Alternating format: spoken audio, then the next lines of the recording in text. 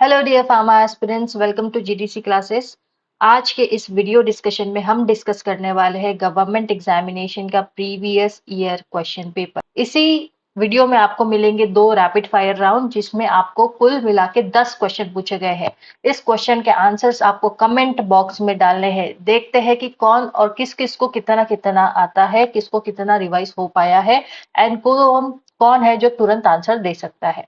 ठीक है, सो घबराइएगा मत एंड रैपिड फायर राउंड का आंसर जरूर से कमेंट बॉक्स में दीजिएगा। सो आपके लिए पहला रैपिड फायर राउंड जो है आ चुका है आप सभी के स्क्रीन के सामने। आपके लिए पूछा गया है फर्स्ट केमिस्ट शॉप कहाँ पे किसने ओपन किया था।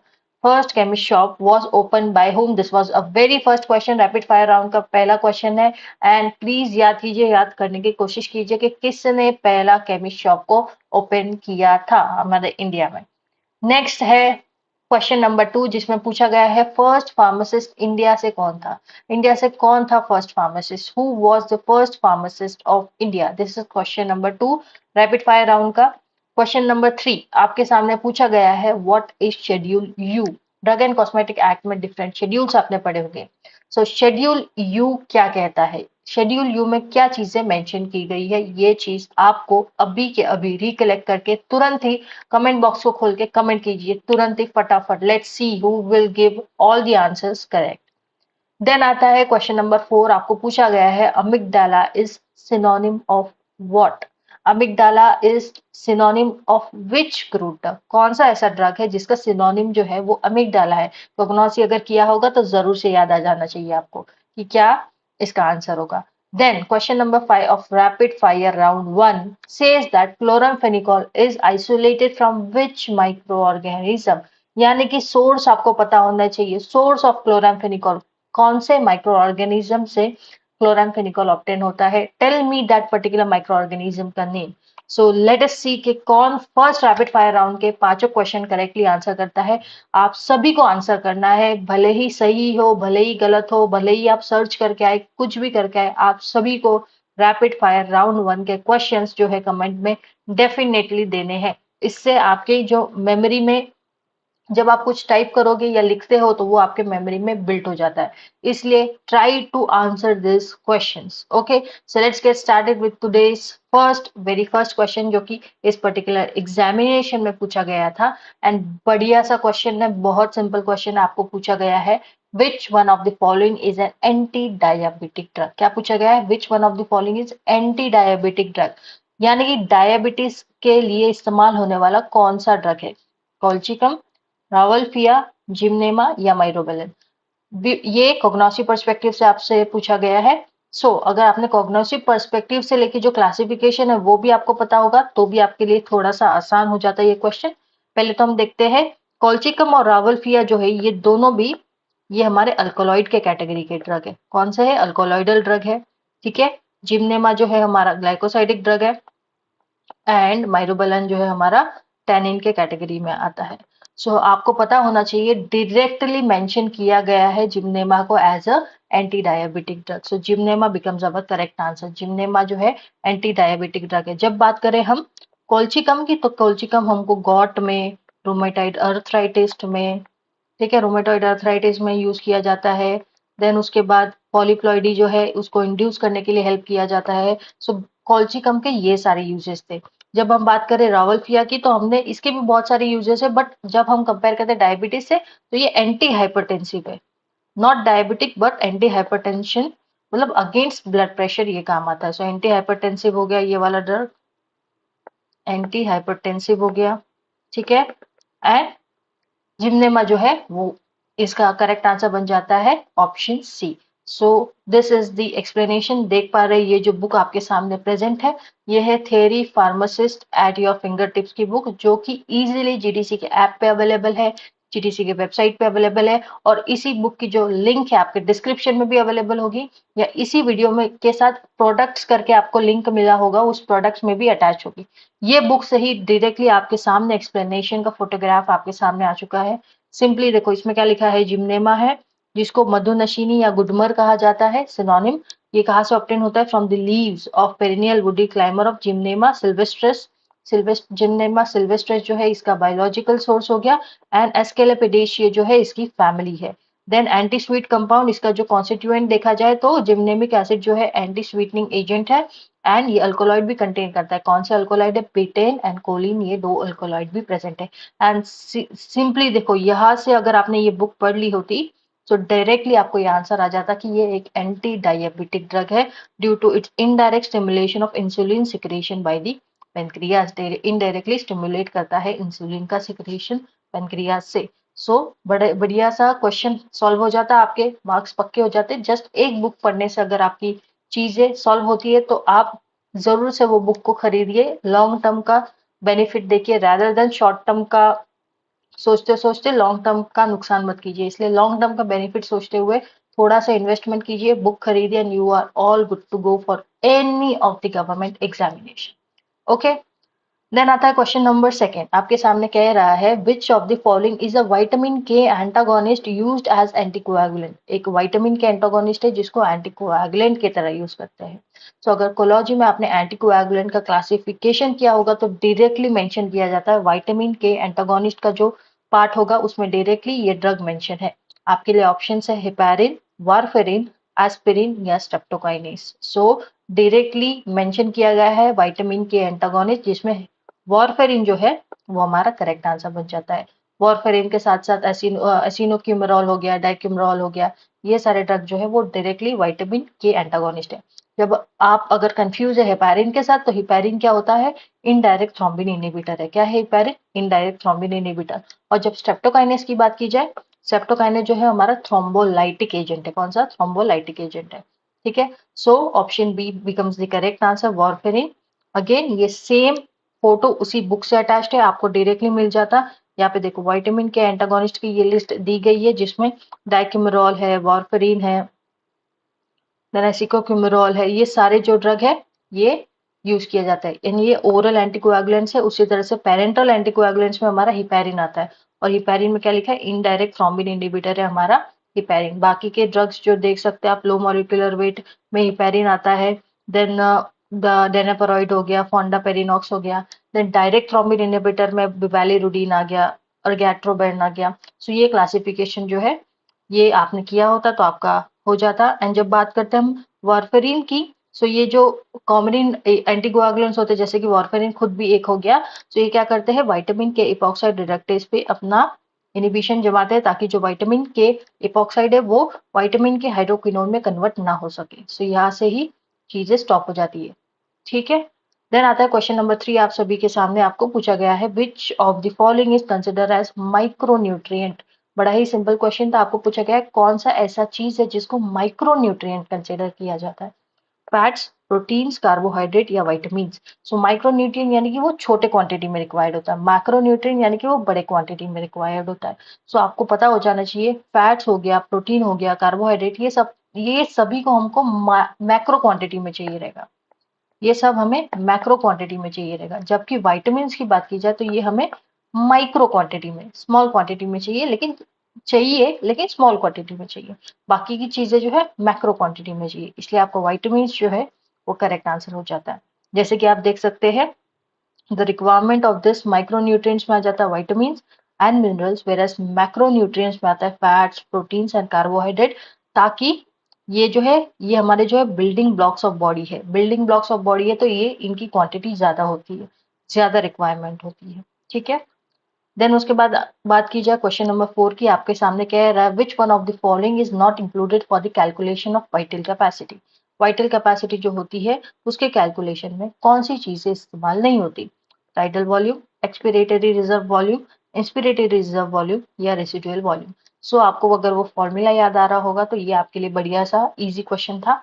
इसमें जो है रेसिडुअल वॉल्यूम जो है उसको कंसिडर नहीं किया जाता, बिकॉज जो हमारा वाइटल कैपेसिटी है उसके फॉर्मूले में tidal volume plus expiratory reserve volume plus inspiratory reserve volume जो है वो इंक्लूडेड है। और वाइटल कैपेसिटी का मतलब हम लोग कितना मैक्सिमम एफर्ट के साथ इनहेल और एक्सेल कर पाते हैं उसको कहा जाता है वाइटल कैपेसिटी। ठीक है, इसकी जो वैल्यू है अगर आपको याद आ रही है तो कमेंट करके बताइए कि वाइटल कैपेसिटी की वैल्यू कितनी है। ठीक है, मैं सभी से कमेंट चाहूंगी कि वाइटल कैपेसिटी की क्या है value. Value of vital capacity अगर आपको याद है कितने ml में दी गई है तो जरूर से मुझे कमेंट करके बताइएगा, ठीक है। सो टाइडल वॉल्यूम की जब बात की जाए, so the volume of air inspired और expired with every normal breath without any effort, इसको कहा जाता है टाइडल वॉल्यूम। इसका है 500 ml। जैसे कि यहाँ पे 500 ml है, उसी तरह से वाइटल कैपेसिटी का भी एक ml है, जो कि मैं आप सभी से एक्सपेक्ट कर रही हूँ कि आप कमेंट में आंसर दे चुके होंगे अब तक, ठीक है। देन आता है इंस्पिरेटरी रिजर्व वॉल्यूम, मतलब इनहेलेशन से related, that is inhale forcefully after a normal inspiration, कितना फोर्सफुली इनहेल कर सकते हैं, and the value for this is up to 3 liters. Then expiratory reserve volume exhaled forcefully after a normal expiration, it is 1000 to 100 1 liter के आसपास। And residual volume का क्या मतलब होता है, जो वॉल्यूम रिमेन हो जाती है lungs at the end of forceful expiration, maximum forceful expiration करने के बाद, एक्सहेल करने के बाद जितना volume of air, residual air जो बच जाता है उसको रेसिडुअल वॉल्यूम कहते हैं। और इसका जो वैल्यू है लगभग 1.2 लीटर्स के आसपास जो है वो बच जाता है। देन बढ़ते हैं क्वेश्चन नंबर 5 की तरफ। क्वेश्चन नंबर 5 हमसे कह रहा है which one of the following act as antacid by neutralizing the stomach acid, कौन सा ऐसा एजेंट है जो कि एंटा एसिड की तरह एक्ट करता है। बड़ा इजी क्वेश्चन है, potassium iodide, ammonium chloride, sodium chloride या सोडियम बाइकार्बोनेट। अगेन ये बहुत ही सिंपल है, आपने पढ़ा भी होगा। सोडियम बाइकार्बोनेट जो है वो हमारा न्यूट्रलाइज करता है स्टमक के एसिड को। सो सिमिलर इसी बुक से आप देख सकते हैं, पेज नंबर भी अटैच किया गया है। आप बस खरीदिए इस बुक को, आपके लिए सारी चीजें बहुत ही इजी वे में करके रखी है जीडीसी ने। जस्ट आपका एक इनिशिएटिव मायने रखेगा इस बुक को खरीदने का। अगर आप वो कर पाते हैं तो आपकी सीट बुक हो जाती है गवर्नमेंट जॉब के लिए, ठीक है। सो बस आपको पढ़ना भी है, बुक खरीद के सिर्फ रखना नहीं है। तो एंटासिड की बात की जाए तो सोडियम बाइकार्बोनेट, सिंपली देखो किस तरह से क्लासिफिकेशन बढ़िया से वेरी कलरफुल वे में दिया गया है ताकि बोर भी ना हो। एंटासिड क्या होता है, वीक अल्कलाइन कंपाउंड होता है जो कि न्यूट्रलाइज कर सकता है HCl को स्टमक में। इसमें दो टाइप्स होते हैं, सिस्टमिक वाला और नॉन सिस्टमिक वाला। जो सिस्टमिक वाला होता है वो एब्जॉर्ब हो जाता है सिस्टमिक सर्कुलेशन में, जो नॉन सिस्टमिक है उसका उल्टा, सिस्टमिक का उल्टा नॉन सिस्टमिक। इसमें जो सिस्टमिक वाला है उसमें आता है सोडियम बाइकार्बोनेट और सोडियम सिट्रेट। और सोडियम बाइकार्बोनेट वो चीज है जो आपको इस क्वेश्चन में पूछी गई थी। So it is used as systemic antacid, ठीक है। सो आप सभी को अगर आपने ये पर्टिकुलर टेबल पता होता तो आपके लिए ये बढ़िया सा इजी क्वेश्चन था। नॉन सिस्टमिक एंटासिड में कौन सा आता है, aluminium hydroxide, magnesium hydroxide, calcium carbonate, magnesium silicate and magaldrate. Magaldrate भी एक इंपॉर्टेंट क्वेश्चन होने की प्रोबेबिलिटी है कि इस पे भी क्वेश्चन आ सकता है। मेगाल्ट्रेट को करके रखिएगा, ठीक है। इसको कहा जाता है aluminium magnesium hydroxide sulphate. Then आता है क्वेश्चन नंबर 6। अगेन ये क्वेश्चन जो है मेडिसिनल केमिस्ट्री से आ गया है। मेडिसिनल केमिस्ट्री के जो स्ट्रक्चर्स होते हैं उससे ये उठ के क्वेश्चन पूछा गया है, आपको पूछा गया है identify the drug with the given IUPAC name of 7-chloro-1,3-dihydro 1-methyl 5-phenyl 2H 1,4-benzodiazepine 2-on। अब बेंजोडायजेपिन आ गया तो उससे आपको पता चलना चाहिए था ये कौन से कैटेगरी से बिलोंग करता है। डायजेपाम, लोराजेपाम, ये लोराजेपाम है, ठीक है। डायजेपाम, लोराजेपाम, क्लोनाजेपाम या ऑक्साजेपाम। सो अगर आपने मेडिसिनल केमिस्ट्री बढ़िया तरीके से पढ़ी है, आपको पता है किस तरह से स्ट्रक्चर्स को याद रखते हैं, एक स्ट्रक्चर से दूसरे स्ट्रक्चर में क्या डिस्टिंग्विशिंग कैरेक्टरिस्टिक है, जस्ट उस डिस्टिंग्विशिंग कैरेक्टरिस्टिक पे आपको पता चल जाता कि ये जो स्ट्रक्चर है वो डायजेपाम का पूछा गया है। सो अगर डायजेपाम का स्ट्रक्चर बताओ तो देखो 1,4 डायजेपिन रिंग भी दी गई है, और जो क्वेश्चन में पूछा था 7-chloro 1-methyl 5-phenyl 3H 1,4-benzodiazepine 2-on, ये same to same as it is. Similarly वापस से कहती हूँ 4-1-12 जो है इसका पेज नंबर दिया गया है, इसी बुक में से ये पर्टिकुलर फोटो लाया गया है एंड आप देख सकते हैं। एंड ऑक्साजेपाम का देखिए, यहाँ पे ऑक्साजेपाम और डाइजेपाम में क्या फर्क है, यहाँ का CH3 जो है वो गायब हो गया है ऑक्साजेपाम में, एंड बाकी का स्ट्रक्चर जो है इसमें थर्ड पे OH अटैच किया गया है ऑक्साजेपाम में। सो अगर जस्ट थोड़े से डिस्टिंग्विशिंग कैरेक्टरिस्टिक पता चल जाए तो आपके लिए आसान हो जाती है चीजें, ठीक है। देन जाते हैं हम क्वेश्चन नंबर 7 के तरफ, जिसमें कहा गया है in the limit test for the chloride the presence of chloride is indicated by the formation of what. Limit test पे क्वेश्चन RRB में भी पूछा गया है 2019 में, और बहुत सारे एग्जामिनेशन, महाराष्ट्र के एग्जामिनेशन देख लो, आरआरबी की एग्जामिनेशन देख लो, कोई भी एग्जामिनेशन देख लो, लिमिट टेस्ट पे एक क्वेश्चन आना प्रोबेबिलिटी हाईएस्ट। सो आपको पूछा गया है जब लिमिट टेस्ट क्लोराइड का किया जाता है, जो प्रेजेंस ऑफ क्लोराइड होता है वो क्या चीज के फॉर्मेशन से इंडिकेट होता है? Red precipitate, green colouration, yellow solution या व्हाइट प्रेसिपिटेट। सो जो व्हाइट प्रेसिपिटेट बनता है उससे हमको पता चलता है कि क्लोराइड का प्रेजेंस इंडिकेट हुआ है। सेम टू सेम इसी बुक से अगेन आपके लिए अटैच कर रही हूँ ताकि आपको सच में पता चले this is the live examples कि कहाँ से क्वेश्चन उठ के आया है। क्लोराइड के बारे में बात कर रहे हैं, ये लिमिट टेस्ट का पूरा चैप्टर आपको मिल जाएगा इसी बुक में with explanation.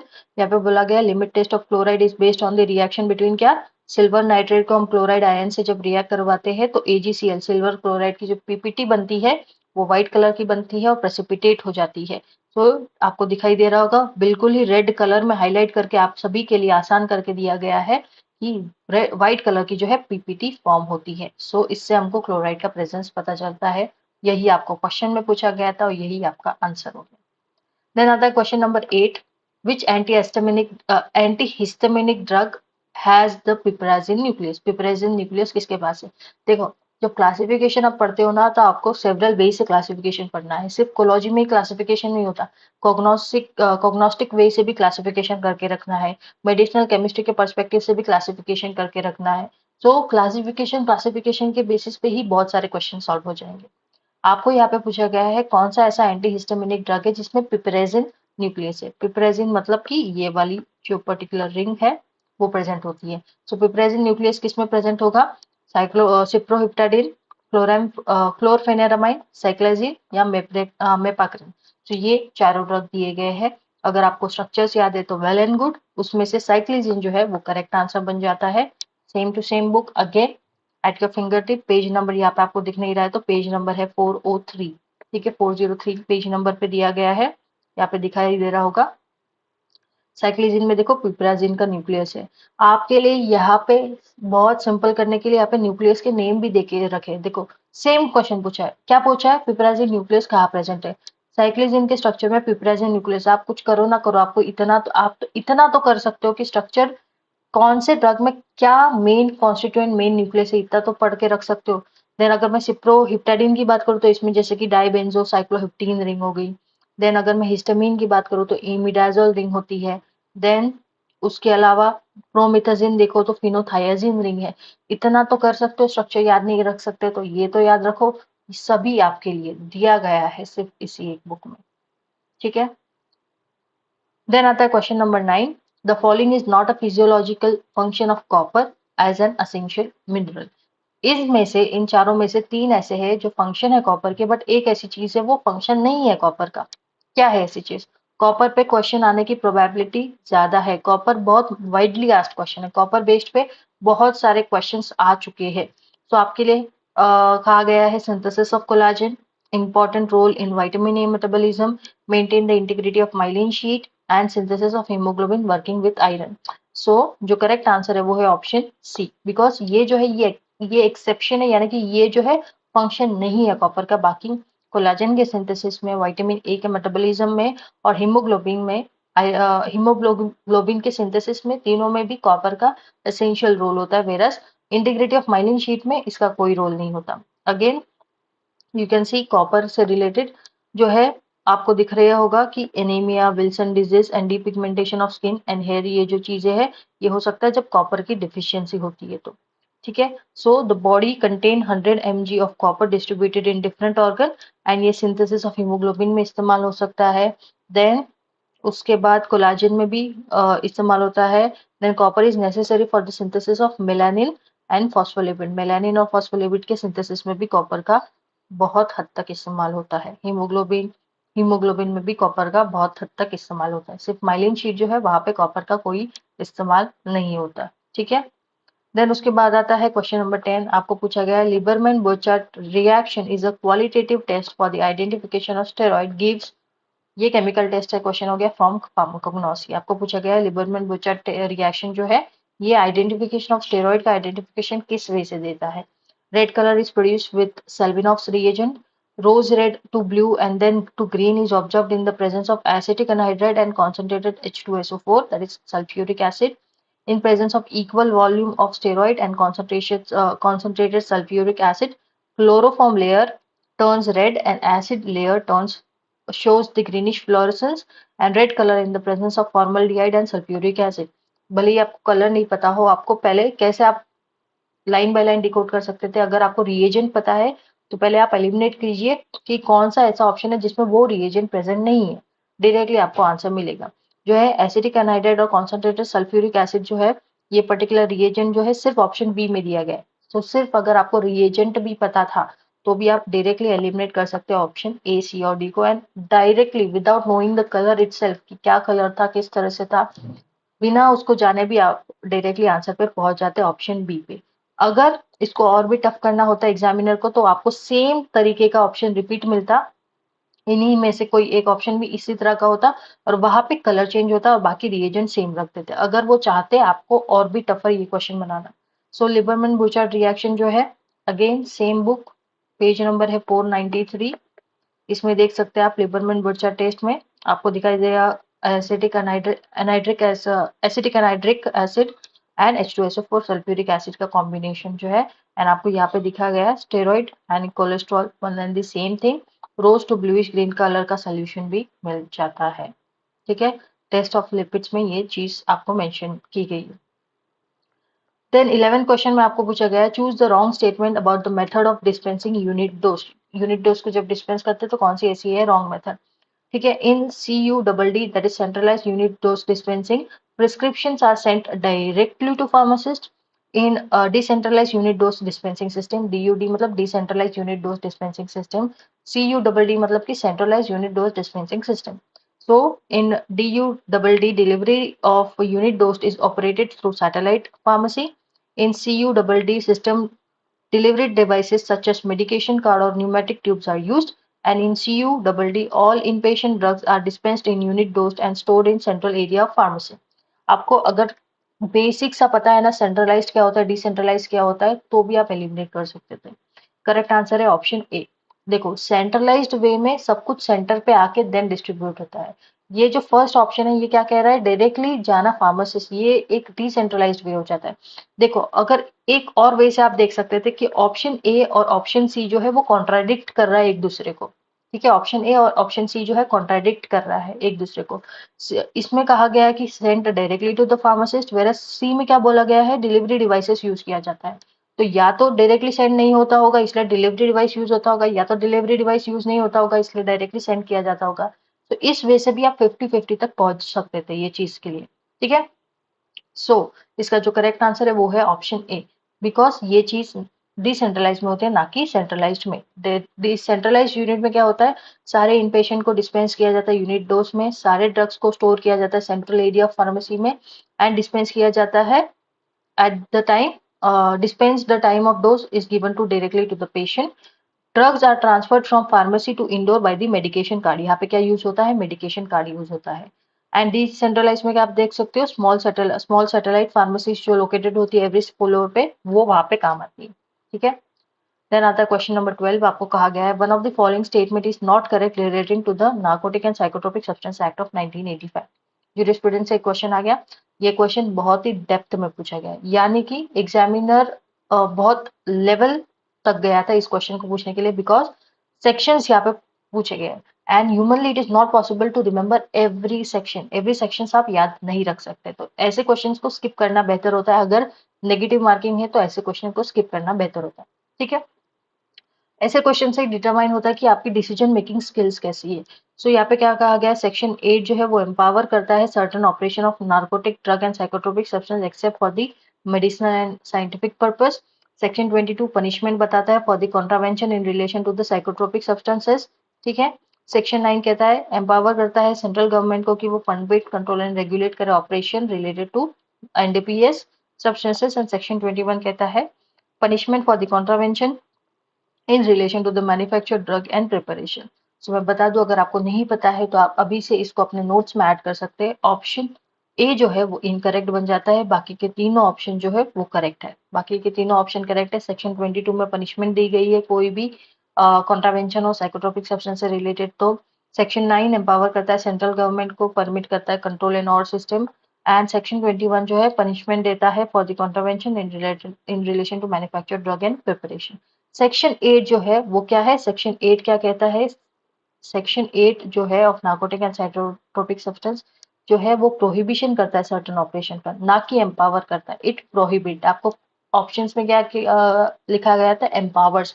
It does not empower, it prohibit certain operation, that is no person shall cultivate any coca plant, opium poppy and produce manufacture, जो चीज हमने पढ़ी हुई। सो सेक्शन 8 में ये दिया गया है। 13 क्वेश्चन में आपको बोला गया है an example of the adjusted incompatibility. Incompatibility से क्वेश्चन आगे आपको पूछा गया है कौन सा ऐसा एग्जांपल है जो एडजस्टेड इनकम्पैटिबिलिटी का है। Soluble salicylates with acid, strychnine hydrochloride and aromatic spirit of ammonia, oxidation of iodide with quinine sulphate and borax with sodium bicarbonate and glycerine. इसका जो करेक्ट आंसर बनता है वो है ऑप्शन ए। एडजस्टेड इनकम्पैटिबिलिटी का एक क्लासिक एग्जांपल है soluble salicylates with acid. Okay, and chemical incompatibilities आपको पढ़नी है, टॉलरेटेड एडजस्टेड टाइप्स सभी इसी उसी बुक का ये स्क्रीनशॉट है, आपको मिल जाएगा। देन क्वेश्चन नंबर 14 कह रहा है according to the medical termination of pregnancy act of 2021। ध्यान से देखिए, जब भी एक्ट पढ़ते हो तो उसमें ईयर कौन सा मेंशन किया गया ये आपका देखने का काम है, ठीक है। The termination of pregnancy is allowed with the opinion of 2 registered medical practitioner up to how many weeks, ठीक है। 25 weeks, 12 weeks, 8 weeks and 24 weeks. So 2021 में जो हमारा प्रीवियस एक्ट 1971 का उसको अमेंड करके जो है 2021 में बहुत सारे चेंजेस किए गए। उसमें से ये भी चेंजेस था कि अब जो है 2 रजिस्टर्ड मेडिकल प्रैक्टिशनर की रिक्वायरमेंट जो है 24 वीक्स तक की अगर प्रेगनेंसी है तब लिया जाता है। ये है उसी पर्टिकुलर बुक से अगेन नया स्क्रीनशॉट आपके सामने है। इसमें देखिए आप 1971 का कंपैरिजन किया गया है 2021 से, एंड मोर देन 24 वीक है तो यहाँ पे नॉट अलाउड था, बट यहाँ पे मेडिकल बोर्ड है जो 20 टू 24 वीक के बीच में है तब 2 रजिस्टर्ड मेडिकल प्रैक्टिशनर है और यहाँ पे नॉट अलाउड था स्टेट, ठीक है। This is all it. Question number 15 कहता है the pharmacy council of India is constituted under which section of pharmacy act of 1948। तो यहाँ पे अगेन फार्मेसी एक्ट ऑफ 1948 जो है हमने इसके बहुत सारे सेक्शंस ऑलरेडी करके रखे, उसी सेक्शन में से इसका आंसर मिल जाएगा।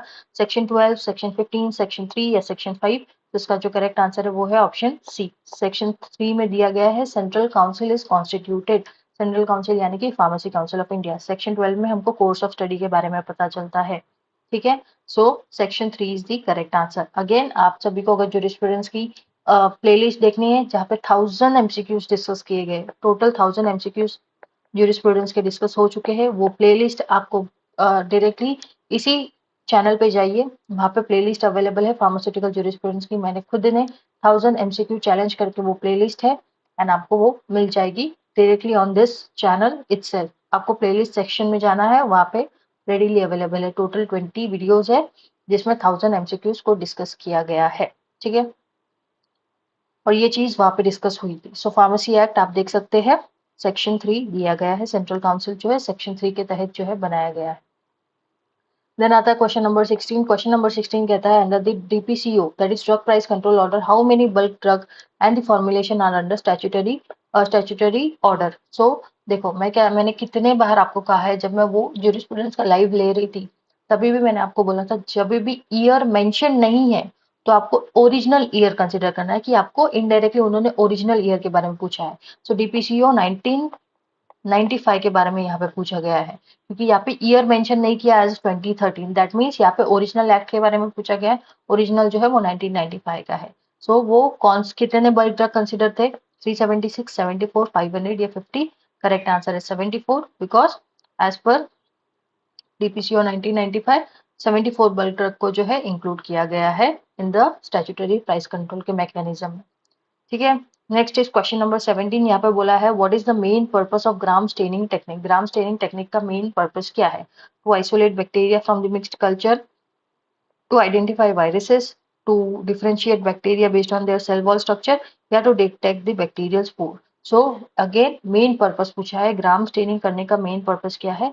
मेन पर्पस जो होता है ताकि हम डिफ्रेंशिएट कर सके बैक्टीरिया को उनके सेल वॉल के स्ट्रक्चर्स के बेसिस पे, उनके सेल वॉल के स्ट्रक्चर के बेसिस पे हम डिफ्रेंशिएट कर सके।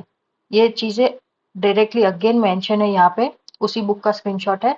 ग्राम स्टेनिंग कहा गया है यहाँ पे, क्या बोला है, it is differentiate bacteria based on their chemical and physical properties of their cell wall by detecting the peptidoglycan which is present in the cell wall of the gram positive bacteria. Same question पूछा गया था as it is line is mentioned. यहाँ पे reagent कैसे use करते हैं, primary stand है crystal violet modern ग्राम iodine, डिकलराइजिंग agent ethanol हो गया एंड काउंटर स्टेन हो गया सैफरनिन. ठीक है.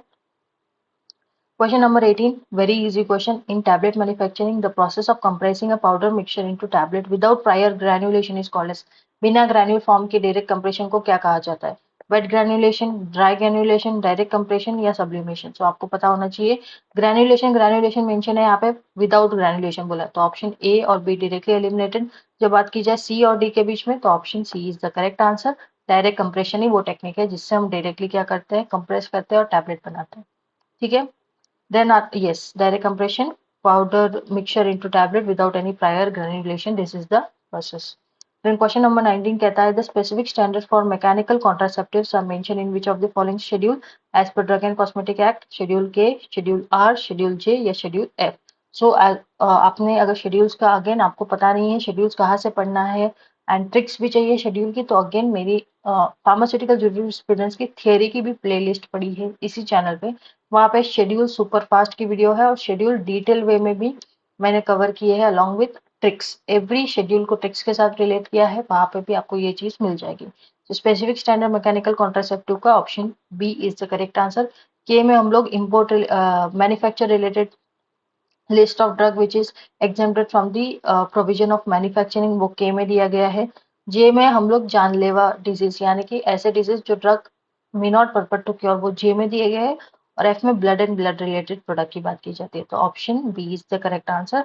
सेम अटैच्ड फोटो वहाँ पे दिया गया है, आप देख सकते हैं R1 जिसमें देखा गया है standards for the condoms made of rubber latex intended and other mechanical contraceptive और आपको मैकेनिकल कॉन्ट्रासेप्टिव्स के बारे में ही पूछा गया था.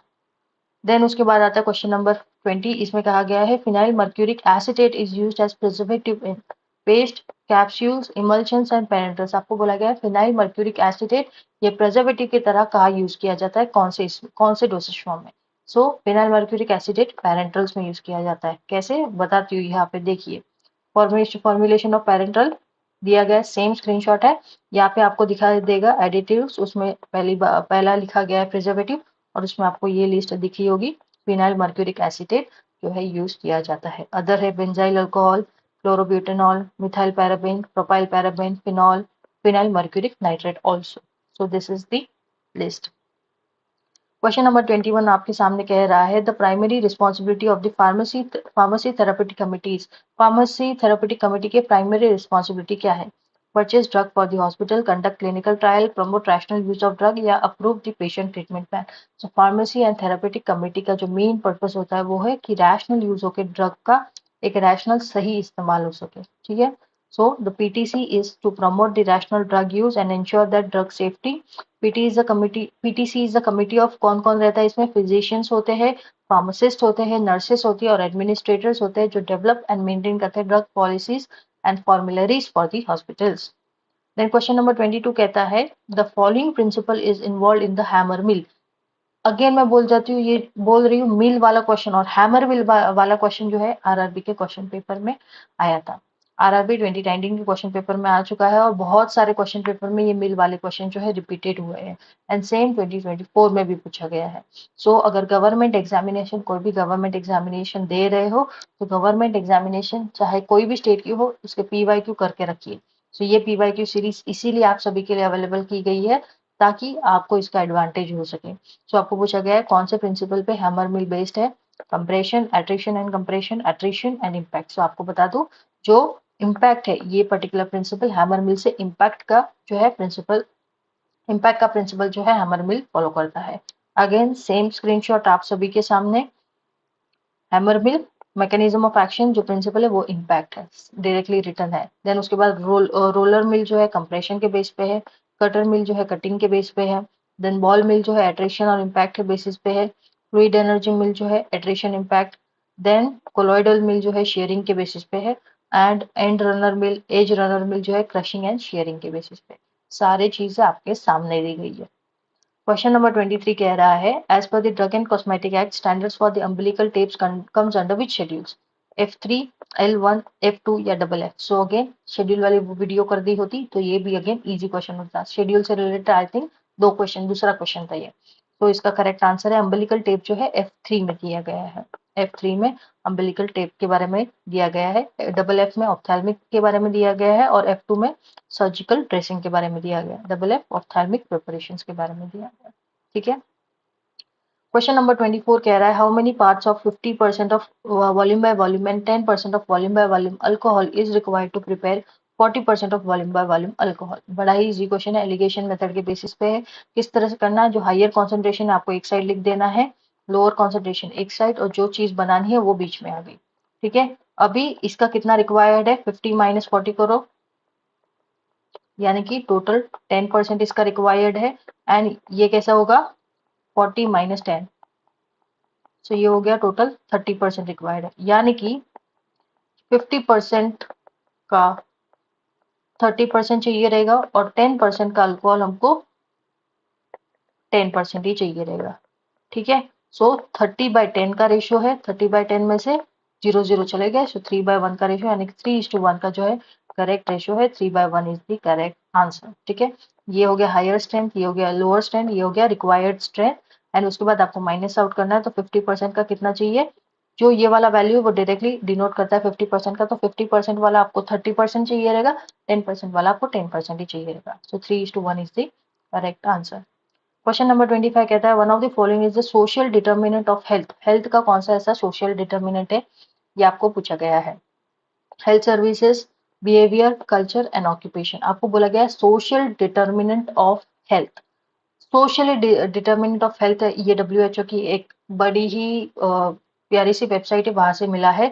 ऑक्यूपेशन इसका करेक्ट आंसर है। किस तरह से मैं बता देती हूँ। जब हम बात करते हैं सोशल डिटर्मिनेंट की, तो ये एक नॉन मेडिकल फैक्टर्स होते हैं जो इन्फ्लुएंस करते हैं हमारे हेल्थ आउटकम्स को।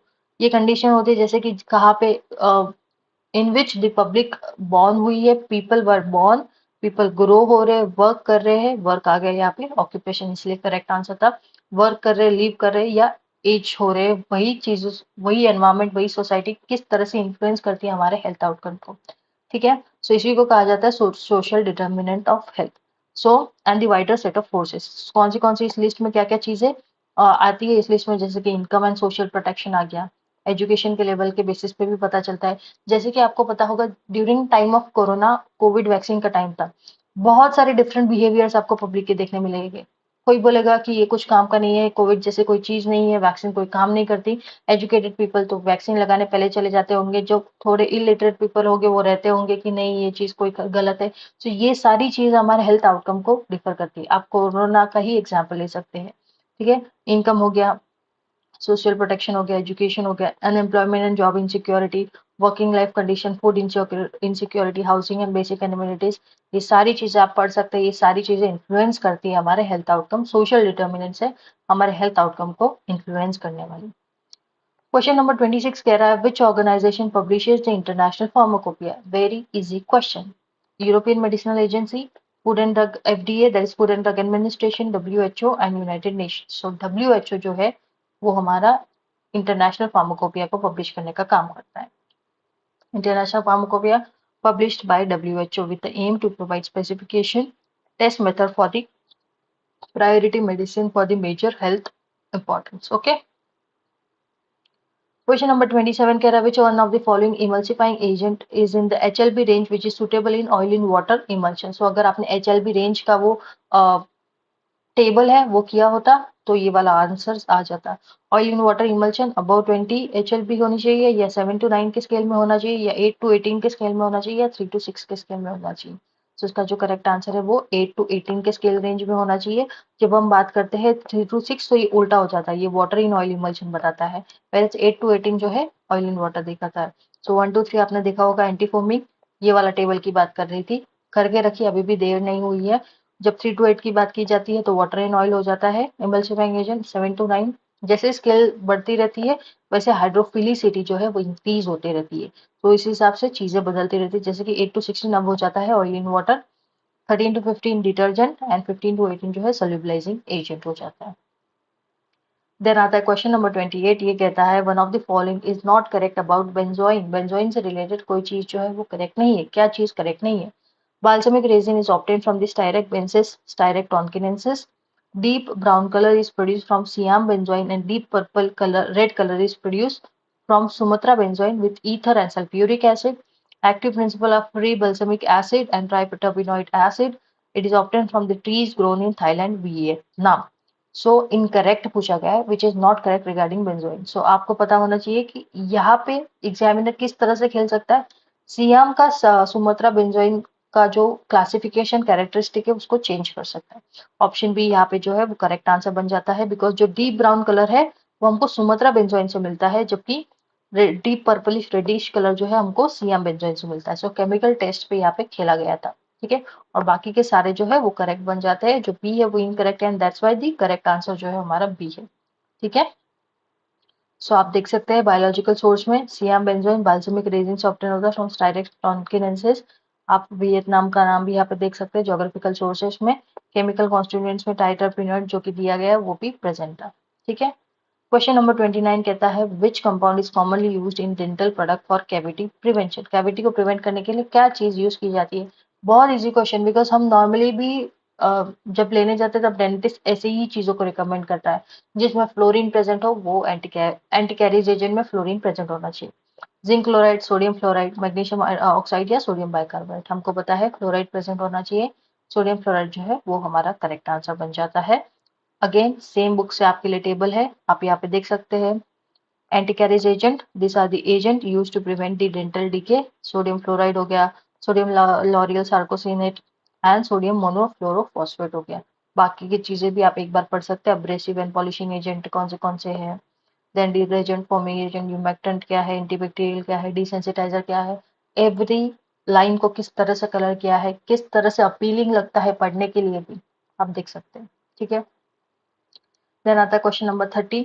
The number of pharmacist required for 200 bed hospital. Again ये बेड वाले क्वेश्चन जो है बहुत बार पूछे गए बहुत एग्जामिनेशन में। 3, 10, 8 या 9। नंबर ऑफ फार्मासिस्ट कितने रिक्वायर्ड है जब 200 बेड का हॉस्पिटल हो? Correct answer is option C 8। तो ये टेबल है जिसमें सेम बुक से लिया गया है। क्या लिखा गया है? 50 बेड्स हो तो 3 फार्मासिस्ट चाहिए, 100 बेड हो तो 5 फार्मासिस्ट चाहिए, 200 हो तो 8 फार्मासिस्ट चाहिए जो कि हमारा क्वेश्चन भी था, 300 हो तो 10 फार्मासिस्ट चाहिए और 500 हो तो 15 फार्मासिस्ट चाहिए। सो 3, 5, 8, 10, 15 का ये आंकड़ा चलते रहता है। ठीक है, टेबल को याद कर लेना अभी के अभी। 5, 50, 100, 200, 300, 500 एंड 3, 5, 8, 10, 15। ठीक है, देन आता है क्वेश्चन नंबर 31।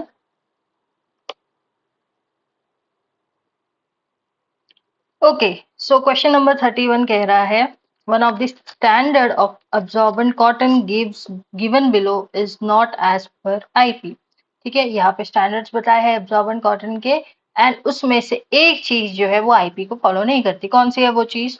ऑप्शन ए कह रहा है कि the sulphated ash content limit should be less than 2%, the whiteness index value should be more than 70 unit, the sinking time should be less than 10 seconds, and the water holding capacity should be more than 23 grams per 23 per gram of fibre. यहाँ पे 23 लिखा हुआ है। Okay, more than 23 per gram of fibre. सो यहाँ पे ये standards दिए गए हैं अब्जॉर्बेंट कॉटन के और आपको पूछा गया है इसमें से एक ऐसा स्टैंडर्ड है जो मैच नहीं कर रहा the values which are given asked. So इसका जो करेक्ट आंसर अगर आपको नहीं पता है तो ऑप्शन ए जो है करेक्ट है, बिकॉज ये वैल्यू जो होनी चाहिए it should be less then should be less than 0.5%। ठीक है, ये करेक्ट वैल्यू होती है, शुड बी लेस देन 0.5%। बाकी की जो चीजें हैं वो सारी करेक्ट है। जो वाइटनेस इंडेक्स होता है वो मोर देन 70 यूनिट होना चाहिए, सिंकिंग टाइम 10 सेकंड से कम का होना चाहिए और water holding capacity should be more than 23 per gram of fibre. So sulphated ash content should be less than 0.5%। Okay, next is question number 32। ये आपसे कह रहा है metabolic disorder of carbohydrates can lead to which of the following condition. Metabolic disorders, ये biochemistry से question आ चुका है। डिसऑर्डर्स वाले क्वेश्चंस होते हैं जैसे कि लिपिड, प्रोटीन एंड कार्बोहाइड्रेट, ये 3 इंपॉर्टेंट टॉपिक है उसमें जो डिसऑर्डर्स रिलेटेड होते हैं उन पर्टिकुलर यूनिट से, वो सारे आपको याद रखने जरूरी है। आपको यहाँ पे पूछा गया है मेटाबॉलिक डिसऑर्डर जो होता है कार्बोहाइड्रेट का, वो कौन सी कंडीशन कॉज करता है? एडेमा, एनीमिया, स्कर्वी और गैलेक्टोसीमिया। देखो यहाँ पे एग्जामिनर ने बहुत ही सिंपल ऑप्शन डाल के ये क्वेश्चन को इजी कर दिया, और एल्स ये क्वेश्चन में टफर ऑप्शंस डाल के वो क्वेश्चन को टफ भी कर सकता था। तो आपको सिंपली पता होना चाहिए अनीमिया जो है किस कंडीशन से होता है, स्कर्वी किसकी वजह से होता है, एडेमा क्या चीज होती है और गैलेक्टोसीमिया क्या चीज होती है।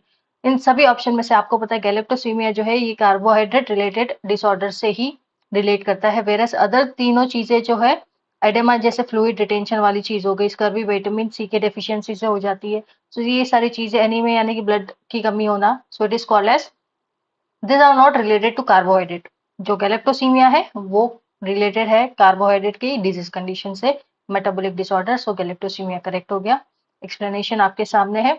मेटाबॉलिक डिसऑर्डर ऑफ कार्बोहाइड्रेट जैसे कि गैलेक्टोसीमिया होता है, ये इसमें क्या होता है कार्बोहाइड्रेट मेटाबोलाइजिंग एंजाइम जो है उनमें डिफेक्ट आ जाता है, and specifically impaired galactose metabolism. Galactosaemia का मतलब होता है गैलेक्टोज के मैकेनिज्म में इम्पेयर्डनेस हो जाना, गैलेक्टोज के मेटाबॉलिज्म में इसकी वजह से गैलेक्टोसीमिया हो जाना। अदर ऑप्शंस में देखा जाए एडेमा जैसे कि कहा गया था फ्लूइड रिटेंशन वाली चीज है, फ्लूइड जमा हो जाता है, नॉट कार्बोहाइड्रेट रिलेटेड चीज। एनीमिया आयरन डेफिशिएंसी या विटामिन डेफिशिएंसी से होता है। स्कर्वी विटामिन सी के डेफिशिएंसी से स्कर्वी होती है, not related to carbohydrate. Question number 33 कह रहा है a lipid storage disease cause due to the absence of glucose cerebrosidase enzyme is called as. Again ये वाली चीज है जैसे कि यहाँ पे जो भी डिजीजेस के नाम है इससे एसोसिएटेड और भी लिपिड स्टोरेज कंडीशन हो सकती है, प्रोटीन डिजीज कंडीशन होती है, कार्बोहाइड्रेट रिलेटेड डिजीज कंडीशन है, वो सारी चीजें ना आप एक बार गो थ्रू करके रखना, क्योंकि देखो बैक टू बैक उसी रिलेटेड एक कंसेप्ट पूछा गया है, ठीक है, दोनों भी कंसेप्ट जो है वो रिलेटेड थे, तो आपको ये पता होना चाहिए। गॉचर डिजीज, निमेनपिक डिजीज, देन फेब्रिज डिजीज या फिनाइल कीटोनुरिया। तो आपको पता होना चाहिए ये जो डिजीज कंडीशन है जहाँ पे ग्लूकोसेरेब्रोसिडेज का एंजाइम का एब्सेंस हो जाता है, ये गॉचर डिजीज का कारण है, ठीक है। सो आपको यस यही मैं बात कर रही थी, ये जो इस तरह के टेबल होते हैं लिपिड वाले में भी होते हैं, कार्बोहाइड्रेट के भी होते हैं, प्रोटीन वाले डिजीज डेफिशिएंसी वाले लिस्ट में भी आपको मिलेंगे, तो वो टेबल्स करके रखना। अगेन इसी बुक से ये टेबल है, रेफरेंस पेज नंबर 493 आप चेक कर सकते हैं। तो इसमें कैसा है, निमेनपिक डिजीज जो है ये कौन से स्टोरेज कंडीशन के डिफेक्ट की वजह से होता है, या एब्सेंस की वजह से होता है, स्पिंगो माइलिनेस की वजह से, ठीक है, स्पिंगो माइलिनेस ये याद रखना, निमेनपिक स्पिंगो माइलिनेस। देन फर्बर और फेब्री में कंफ्यूज मत होना, फर्बर डिजीज अलग हो गया, फेब्रिज डिजीज अलग हो गया। फर्बर में सेरामिडेज का एब्सेंस हो जाता है, फेब्रिज डिजीज में डिफेक्ट होता है एंजाइम सेरामिडेज में, दोनों में सेरामिडेज का ही है, तो काइंड ऑफ रिलेटेड है, ठीक है। गॉचर डिजीज जो कि हमको पूछा गया था, बीटा ग्लूकोसिडेज का एंजाइम के रिलेटेड कोई इशू होता है, एंड ग्लूकोसेरेब्रोसिडेज के एंजाइम की कमी होती है, एब्सेंस होता है, इसकी वजह से ये डिजीज होता है। क्रेब्स, बीटा गैलेक्टोसिडिस, गैलेक्टोसिडिस और ग्लूकोसिडिस में कंफ्यूज मत होना, गैलेक्टोसिडिस क्रेब्स में बात की जाती है, ग्लूकोसिडिस गॉचर में बात की जाती है। देन टेसच डिजीज जो है हेक्सोमिनिडेज ए की वजह से, ठीक है, हेक्सोमिनिडेज ए एंजाइम की वजह से जो होने वाला होता है वो होता है टेसच डिजीज। नेक्स्ट क्वेश्चन है क्वेश्चन नंबर 34 जो आपको कह रहा है multiple sclerosis is what? Gradual degeneration of myelin sheath disrupting the communication between brain and body, inflammation of peripheral nervous system, pain in the affected area due to irritation or damage to the nerves, damage to the intervertebral disc of the vertebral column। आपको ये question पूछा गया है, and आपको क्या पूछा गया, multiple sclerosis का क्या मतलब होता है। सो मल्टीपल स्क्लेरोसिस में क्या होता है, ऑप्शन ए करेक्ट होता है, ये माइलिन शीट जो है उसका ग्रेजुअल डिसरप्शन होता है जिसकी वजह से ब्रेन और बॉडी के बीच में जो कम्युनिकेशन है उसमें एरर आता है। सो ऑप्शन ए जो है करेक्ट आंसर हो गया, ठीक है। So multiple sclerosis disease that cause progressive destruction होते रहते हैं माइलिन शीट का, जो कि हमारे सीएनएस के जो न्यूरॉन्स है, आपको पता होगा जो माइलिन शीट है वो कवर करती है न्यूरॉन्स को, पता है सीएनएस में, सेंट्रल नर्वस सिस्टम में, तो इसी का डिग्रेडेशन होता है जिसकी वजह से कम्युनिकेशन एरर होता है। It usually appears between the age group of 20 to 40, affecting female twice as often than male. मतलब यहाँ पे जो most opportunistic one is for female, यानी कि फीमेल में ये ज्यादा होने की प्रोबेबिलिटी है, and it is more common in whites, less common in black, and rare in Asians, okay. Question number 35 कह रहा है which of the following drug is angiotensin receptor blocker. Simple सा क्लासिफिकेशन, फार्माकोलॉजिकल क्लासिफिकेशन से ये question उठ के आया है। आपको बस इसका आंसर देना है। Telmisartan, nifedipine, captopril and propranolol. आपको पता होगा हम लोग एंजियोटेंसिन रिसेप्टर ब्लॉकर्स को सार्टन्स की तरह पढ़ते हैं, तो टेलमिसार्टन करेक्ट आंसर हो गया। निफेडिपिन ये क्या है? ये हो गए calcium channel blockers. Captopril S inhibitors हो गए। प्रोप्रानोलॉल जो है लॉल कंटेनिंग ड्रग्स कौन सा था? Beta blockers. ठीक है, so option A correct answer है। यही है वो क्लासिफिकेशन की स्लाइड जिसमें S inhibitors all the Pril containing drug angiotensin वाले सार्टन्स आ गए। ठीक है, डायरेक्ट रेनिन इनहिबिटर में एलिस्किनिन और फर्दर ये क्लासिफिकेशन कंटिन्यू होता है। आप जाके आपकी बुक्स में चेक कर सकते हैं। ठीक है, देन क्वेश्चन नंबर 36 कह रहा है drug used in opioid poisoning is. अभी ओपियोइड पॉइजनिंग में कौन सा ड्रग यूज किया जाता है? एन-एसिटिलसिस्टीन, पेनिसिलामाइन, एसिटामिनोफेन, एनालॉक्सिन। एसिटामिनोफेन को हम लोग पैरासिटामोल कहते हैं और पैरासिटामोल के पॉइजनिंग में हम लोग एन-एसिटिलसिस्टीन यूज करते हैं। अगर आपको ये दो चीज पता थी तो आप आराम से ऑप्शन ए और ऑप्शन सी को एलिमिनेट कर चुके होते। अब आपको पूछा गया है पेनिसिलामाइन और नेलॉक्सिन। सो आपको पता है नेलॉक्सिन जो है वो यूज किया जाता है ओपियोइड पॉइजनिंग में।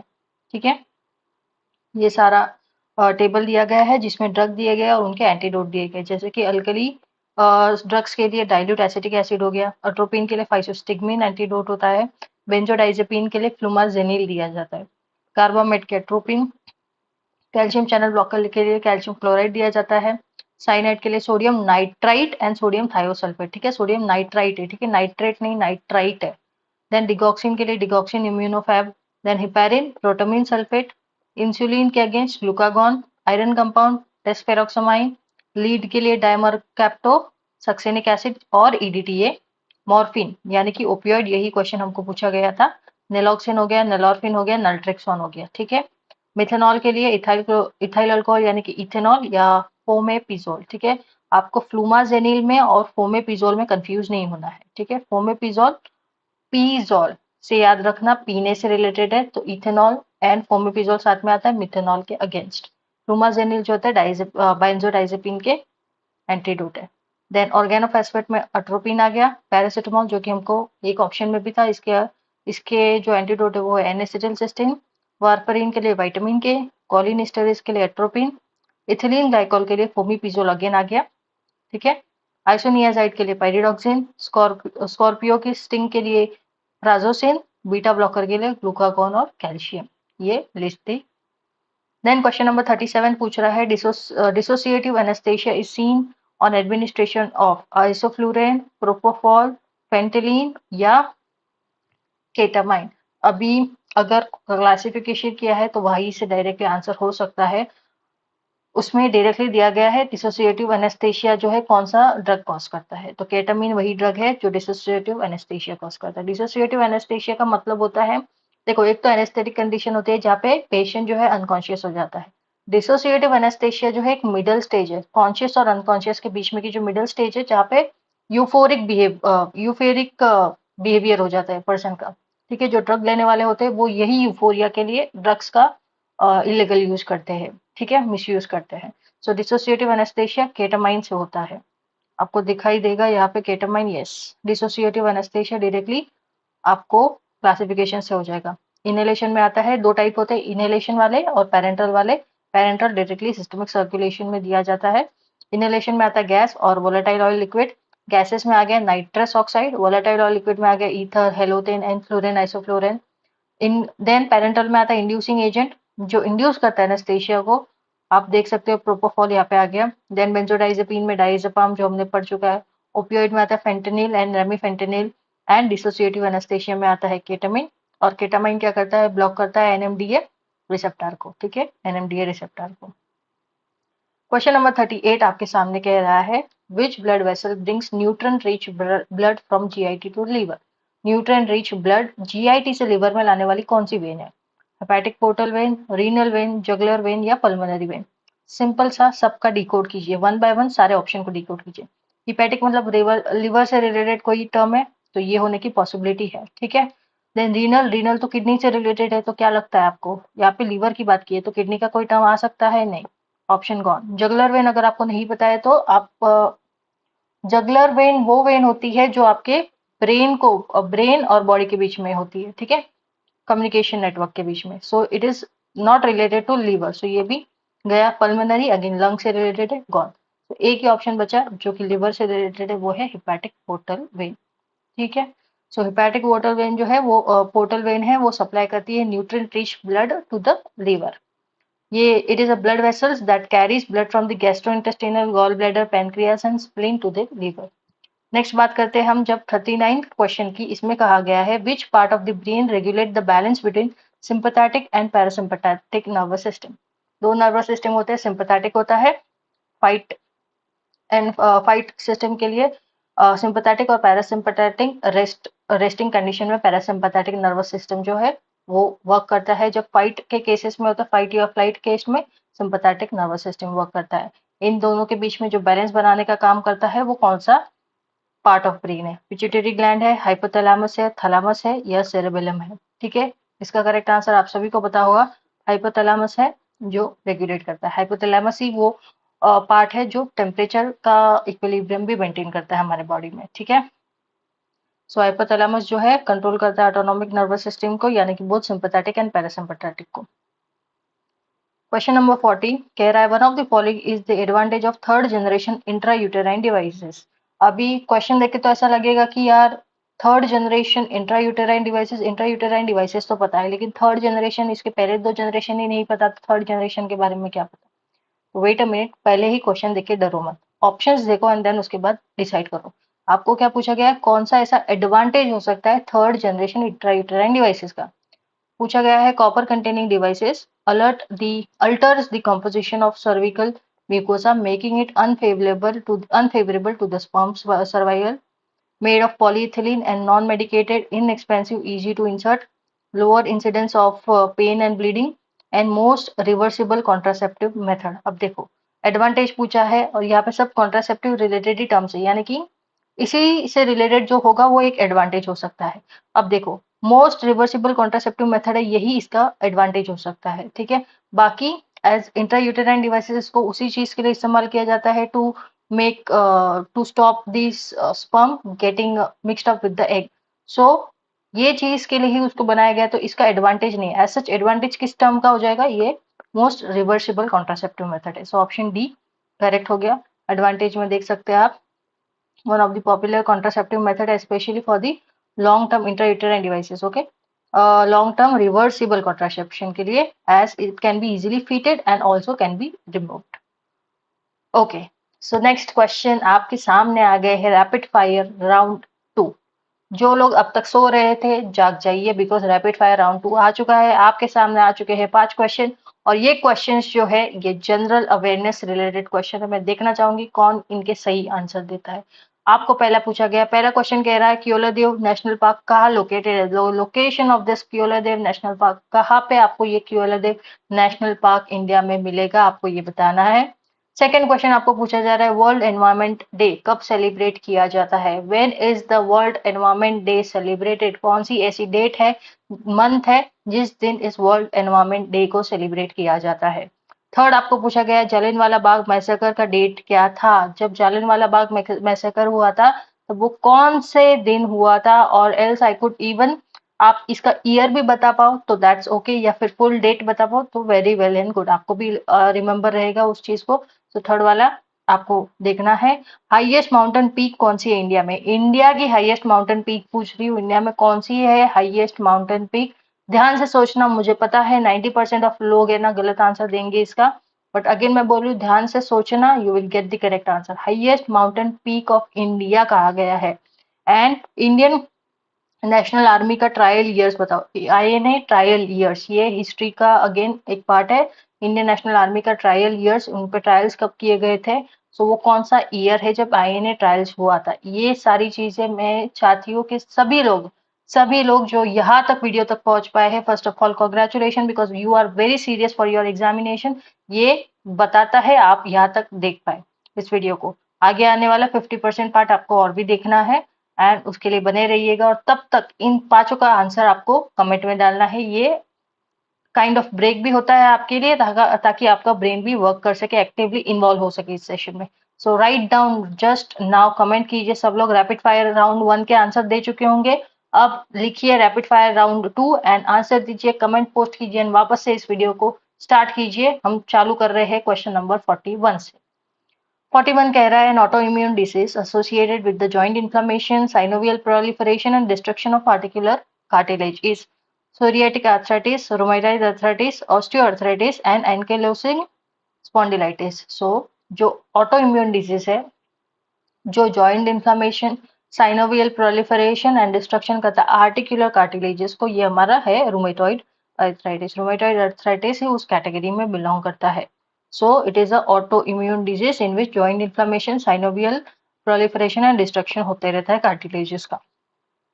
देन क्वेश्चन नंबर 42 कह रहा है, anti diarrhoeal work by, anti diarrhoeal का मैकेनिज्म ऑफ एक्शन एक तरह से आपको पूछा गया है, by increasing the gastrointestinal motility, by promoting osmotic balance, by reducing the bowel movement frequencies या enhancing the digestive enzyme। आपको यहाँ पे पूछा गया जो एंटी डायरियल्स होते हैं वो किस बेसिस पे वर्क करते हैं।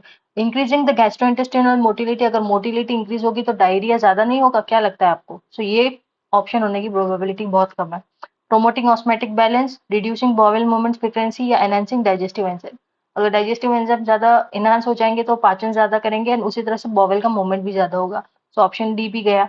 सो ऑप्शन बी और सी में से एक प्रोबेबिलिटी होगी आंसर आने की, 50-50 पे पहुंच चुके, और इसका जो करेक्ट आंसर है वो है option C. The most appropriate answer for the given question is reducing the bowel movement frequency. Bowel movement की फ्रीक्वेंसी कितने बार आपको जाना पड़ता है, वो फ्रीक्वेंसी जो है वो कम कर देता है।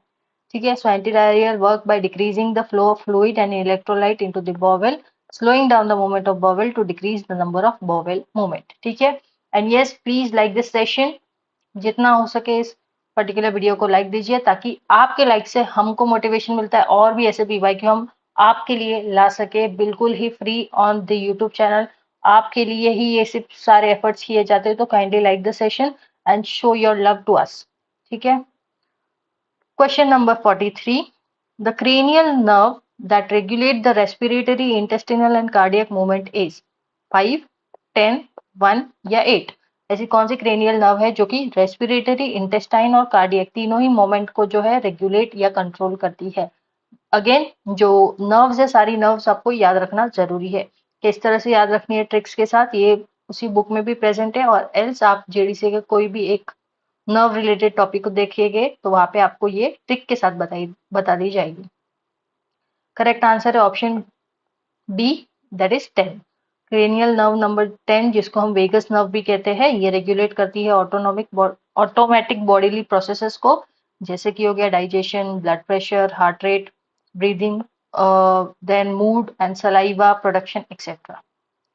क्वेश्चन नंबर 44 कह रहा है, which of the following is a common symptom of heart attack? Heart attack का कॉमन सिम्टम क्या है?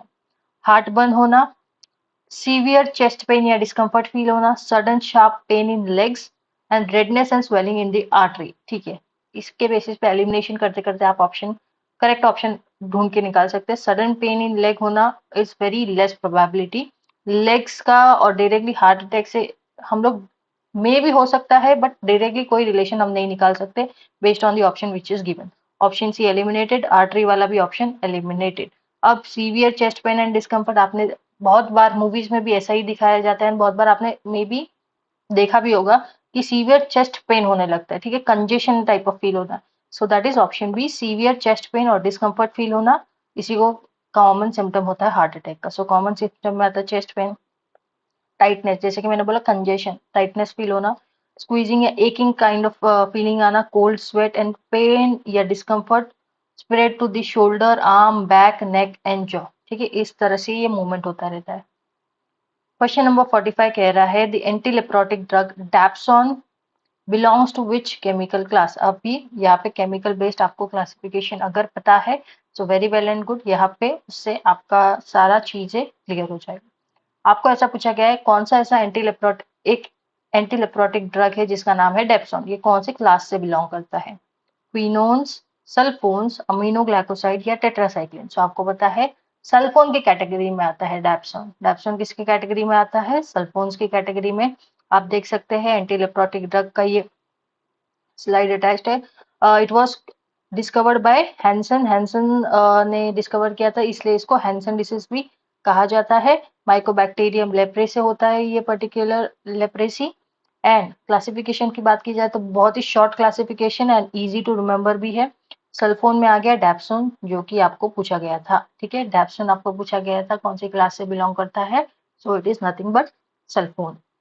देन फिनाजिन डेरिवेटिव में आता है clofazimine. Then anti tubercular drug भी यहाँ पे जो यूज होते हैं वो है rifampin and ethionamide. Then other antibiotics में आता है ओफ्लॉक्सासिन, मीनोसाइक्लिन, क्लैरिथ्रोमाइसिन, मॉक्सीफ्लॉक्सासिन।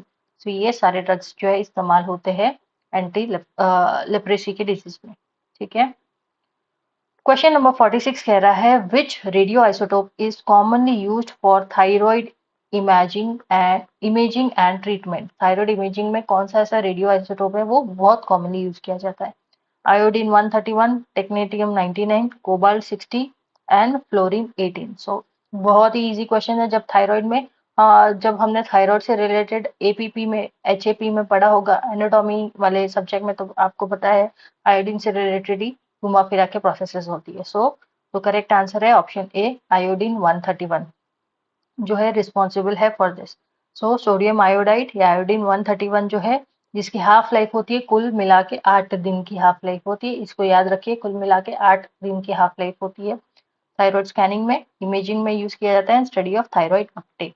अगर दूसरे की बात की जाए जैसे कि फेरस सिट्रेट हो गया तो 45 डेज की हाफ लाइफ, और आयरन मेटाबॉलिज्म के लिए और आरबीसी के फॉर्मेशन के लिए फेरिक सिट्रेट को Fe59 को हम लोग यूज करते हैं। सोडियम फॉस्फेट की जो इंजेक्शन होती है वो पॉलीसाइथोमिया वेरा के लिए, that is over production of RBC. Polycythaemia vera मतलब क्या होता है, जब आरबीसी का ज्यादा प्रोडक्शन होता है तो उसे कहा जाता है पॉलीसाइथेमिया वेरा। एंड फॉस्फोरस 32 जो है यहाँ पे यूज किया जाता है। कैल्शियम क्लोराइड जो है वो यूज किया जाता है कैल्शियम मेटाबॉलिक डिसऑर्डर्स के लिए and bone cancer and bone lesions के लिए। अमोनियम ब्रोमाइड के injection extra cellular water measurements के लिए, एक्स्ट्रा सेलुलर वाटर मेजरमेंट्स के लिए हमारा अमोनियम ब्रोमाइड यूज किया जाता है। क्वेश्चन नंबर 47 कह रहा है all feature related to repaglinide and oral hypoglycaemic are true except. ये जो फीचर्स दिए गए हैं रीपाग्लिनाइड के लिए ये सब ट्रू है except one feature that is not true about it. It is quickly absorbed and rapidly metabolized. It is administered before each meal to control the postprandial hyperglycemia. It is contraindicated in kidney disease. It induces fast onset and short lasting insulin release. तो आपको पता होगा रिपाग्लिनाइड होता है, रिपाग्लिनाइड होता है, नैटिग्लिनाइड्स होता है, ये हमारे एंटी डायबिटिक एजेंट्स होते हैं। ये जो ड्रग्स हैं इनमें से आपको रिपाग्लिनाइड के बारे में पूछा कौन सी ऐसे कैरेक्टरिस्टिक है जो इसकी नहीं है, तो पहले तो बता दो रिपाग्लिनाइड जो है वो क्विकली अब्जॉर्ब होता है और रैपिडली मेटाबोलाइज होता है। इसको प्री एंड पोस्ट लंच भी दे सकते हैं ताकि ये पोस्ट प्रैंडियल हाइपरग्लाइसीमिया यानी कि खाने के बाद होने वाला जो इंसुलिन स्पाइक है उसको कंट्रोल कर सके। फास्ट ऑनसेट ऑफ एक्शन देता है that is true and short lasting insulin release देता है that is also true. Fast onset है लेकिन शॉर्ट लास्टिंग है। बट ये जो है ये पर्टिकुलरली रिपाग्लिनाइड जो है लीवर डिजीज में कॉन्ट्राइंडिकेटेड है, नॉट किडनी डिजीज। तो यहाँ पे ये चीज जो है गलत हो जाती है, ऑप्शन सी इसी वजह से सही हो जाता है बिकॉज ये कॉन्ट्राइंडिकेटेड है लीवर डिजीज में। रिपाग्लिनाइड जो है मैग्नेटिनाइड एनालॉग में आता है एंड जो नॉर्मलाइज करता है मील टाइम ग्लूकोज स्पाइक को एंड क्विकली एब्जॉर्ब जैसे कि rapidly metabolized, fast onset and short lasting है।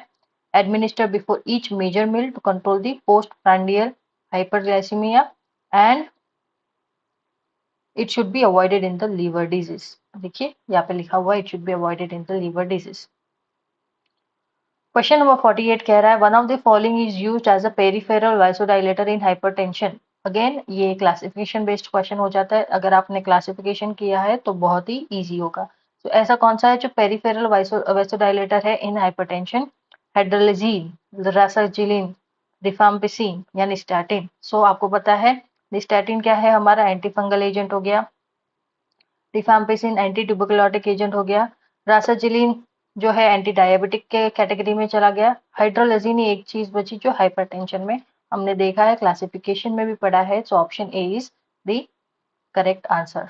सो आपको यहाँ पे पता चल जाएगा डायरेक्ट वैसोडाइलेटर का क्लासिफिकेशन। हाइड्रोलिजीन यहाँ पे दिया गया है और क्या बोला गया है, it combines the ATP modulated potassium channel and thereby causes hyperpolarization and vascular smooth muscle. Direct relaxation होता है वैस्कुलर स्मूथ मसल का बाय स्टिमुलेटिंग सीजीएमपी, सीजीएमपी को स्टिमुलेट करके डायरेक्टली रिलैक्सेशन होता है। नाइट्रिक ऑक्साइड का प्रोडक्शन स्टिमुलेट करता है ताकि वेसल इंक्रीज हो सके, ब्लड का फ्लो प्रॉपर हो सके। सो इसको डायरेक्टली वेसल पैक करता है, इसलिए डायरेक्ट वेसोडाइलेटर में आता है हमारा हाइड्रोलिजीन। क्वेश्चन नंबर 49 कह रहा है which one of the following is not a mydriatic drug. आपको यहाँ पूछा कौन सा ऐसा है जो माइड्रियाटिक ड्रग नहीं है। ठीक है, सो साइक्लोपेंटोलेट, ट्रोपिकामाइड, इकोथायोपेट एंड फिनाइलेफ्रिन। सो जो इकोथायोपेट है उसके अलावा जो सारे ड्रग है वो माइड्रियाटिक एजेंट है। आपने क्लासिफिकेशन में अगेन पढ़ा होगा। सो आपको क्या क्वेश्चन था, which of the following is not a mydriatic agent because ecothiopate is nothing but miotic agent हो गया एंड बाकी के सारे जो है साइक्लोपेंटोलेट, ट्रोपिकामाइड एंड फिनाइलेफ्रिन तीनों के तीनों जो है आपको यूज किया जाएगा माइड्रियासिस में। आई एम सर्चिंग, इधर कहीं लिखा है क्या? यस, ट्रोपिकामाइड हो गया, देखो माइड्रियाटिक में होमोट्रोपिन, साइक्लोपेंटोलेट, हायोसिन ये सारे भी यूज किए जाते हैं। ठीक है, क्वेश्चन नंबर 50 कह रहा है the causative agent of hookworm infection is. अभी सारे ही डिजीज, जितने भी डिजीज आपको मिलते हैं माइक्रो ऑर्गेनिज्म, माइक्रोबायोलॉजी में, बायोकेमिस्ट्री में, कहीं भी, तो उसके सारे कॉजेटिव ऑर्गेनिज्म, बायोलॉजिकल सोर्स, ये सारे करके रखना। ठीक है, आपको पूछा गया है causative agent Treponema pallidum, Ancylostoma duodenale, Wuchereria bancrofti या कैम्फाइलोबैक्टर जेजुनी। सो आपको पता है ट्रेपोनेमा पैलिडम जो है, इस पे बेस पे क्वेश्चन आ चुका है बहुत सारे एग्जाम पे, ये सिफिलिसिस कॉज करता है। ठीक है, ट्रेपोनेमा पैलिडम जो है सिफिलिसिस को कॉज करता है एंड ये ऑप्शन चला गया। अब आप पहुंच जाते हो 75-25 के रेशियो में। अगर आपको पता है कैम्फाइलोबैक्टर जेजुनी तो ये फूड पॉइजनिंग में मोस्टली रिस्पॉन्सिबल है। सो this is not the case and जब बचते हैं दो ऑप्शन, तो इसमें जो करेक्ट आंसर है वो है हमारा ऑप्शन बी, एनसाइक्लोस्टोमा जो डिओडिनल है, उसी वही कॉजेटिव ऑर्गेनिज्म है हुकवर्म इन्फेक्शन का। ठीक है, आपको यहाँ पे ये टेबल जो है इजीली लर्न करके रखना है, कभी भी कोई भी पूछा जा सकता है। आप देखिए हुकवर्म के लिए एनसाइक्लोस्टोमा डिओडिनल दिया गया है। जब राउंड वर्म की बात की जाए तो एस्कैरिसिस लुब्रिकॉइड जो है उसका करेक्ट आंसर हो जाएगा। पिन वर्म के लिए एंटेरोबिसिस वर्मिक्यूलियारिस होगा। विप वर्म के लिए ट्राइचुरिस ट्राइचुवियोरा होगा। देन थ्रेड वर्म के लिए स्ट्रोंगलॉइड्स स्टरकोरालिस जो है ये थ्रेड वर्म के लिए होगा। फिलेरिया के लिए विचिवेरा ब्रेनकॉफ्टी जो कि आपको पूछा गया था, वो फिलेरियल वर्म के लिए हो जाएगा। ठीक है, एंड बाकी का आप देख सकते हैं। दिस वाज ऑल अबाउट निमेटॉइड मतलब राउंड वर्म, रेमेटॉइड यानी कि फ्लूक्स होता है, सिस्टॉइड यानी कि टेप वर्म के बारे में होता है। ये भी चीजें आप ध्यान में रखना। Question number 51 says oliguria is what? Abnormally small amount of urine, cast, abnormally large amount of urine and painful urination.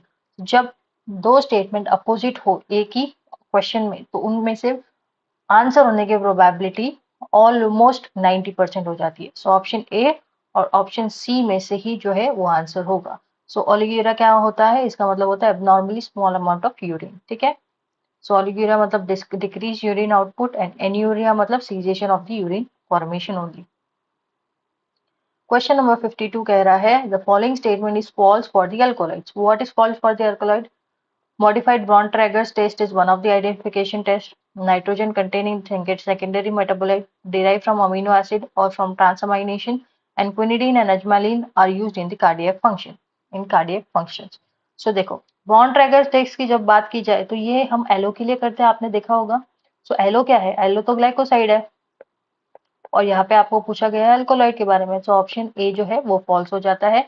बाकी के तीनों हमको पता है, अल्कोलॉइड में नाइट्रोजन भी होता है, ट्रांसअमाइनेशन या अमाइनो एसिड से डिराइव होता है, क्विनिडीन एंड अजमेलिन के बारे में हम एक्सप्लेनेशन में देखेंगे। तो ये तीनों करेक्ट है, whereas option A is incorrect. ठीक है, जैसे कि दिस इज, आप देख सकते हैं अल्कोलॉइड में सब में नाइट्रोजन प्रेजेंट होता है अल्कोलॉइड में। ठीक है, एंड ये जो है इसके केमिकल टेस्ट है, बॉन्ड-ट्रैगर्स टेस्ट ग्लाइकोसाइड में हो गया, मेयर्स रिएजेंट हो गया, वैगनर्स रिएजेंट हो गया, ड्रैगनड्रॉफ रिएजेंट हो गया, हेगर्स रिएजेंट, और देन रेनिक्टेट टेस्ट हो गया, मुरेक्साइड टेस्ट हो गया। ये सारे जो टेस्ट है वो भी इंपॉर्टेंट है, किसी भी एग्जाम में कभी भी पूछा जा सकता है ये सारे टेस्ट के बारे में। जब बात करते हैं अजमालिन और दूसरा क्या था आपके पास, क्विनिडीन। तो आप देख सकते हैं क्विनिडीन यहाँ पे लिखा गया अरिथमिया एंड टैकीकार्डिया में यूज किया जाता है क्विनिडीन को। ये एप्लीकेशन है किसका, हमारा सिंकोना। सिंकोना से मिलता है हमको क्विनिडीन। क्विनिडीन ये केमिकल कॉन्स्टिट्यूएंट जो है अरिथमिया और टैकीकार्डिया में हेल्पफुल है। एंड अजमेलिन के बारे में पूछा गया था, आप देख सकते हैं अजमेलिन जो है अरिथमिया में यूज किया जाता है। एंड अजमेलाइसिन जो है सेरेब्रल ब्लड फ्लो यानी कि ब्रेन से रिलेटेड इसमें यूज किया जाता है। ठीक है, सो दोनों भी यूज किए जाते हैं। देन क्वेश्चन नंबर 53 कह रहा है the analytical technique used to quantify powder plant drug when chemical and other method of evaluation fails. ऐसी कौन सी टेक्निक है जो कि क्वांटिफाई करने के लिए प्लांट पाउडर प्लांट ड्रग को क्वांटिफाई करने के लिए यूज होती है जब कोई भी अदर केमिकल मेथड, चाहे वो फिजिकल मेथड हो, केमिकल मेथड हो, वो फेल हो जाए, तो कौन सी ऐसी मेथड है? Tissue method, Karl Fischer method, phytochemical method या lycopodium spore method. So correct answer है लाइकोपोडियम स्पोर मेथड जो है हम यूज करते हैं। ये क्वेश्चन जो है बहुत बार पूछा जाता है लाइकोपोडियम स्पोर पे। कार्ल फिशर जो है हम लोग नाइट्रोजन कंटेनिंग कंपाउंड को ढूंढने के लिए यूज किया जाता है। सो लाइकोपोडियम स्पोर मेथड जो है करेक्ट आंसर है। So lycopodium spore method important analytical technique है जो कि स्पोर्स को गिनती है, वेल डिफाइंड पार्टिकल्स विच में be counted, single layer tissues को गिनती है in the area which can be traced and uniform thickness का object, the object of uniform thickness the length of which can be measured। और ये जो formula है ये अगेन इंपॉर्टेंट हो जाता है, पूछा जा सकता है। ठीक है, इसमें क्या बोला है, percent of purity is equal to n into W into 94,000 divided by S M P into 100।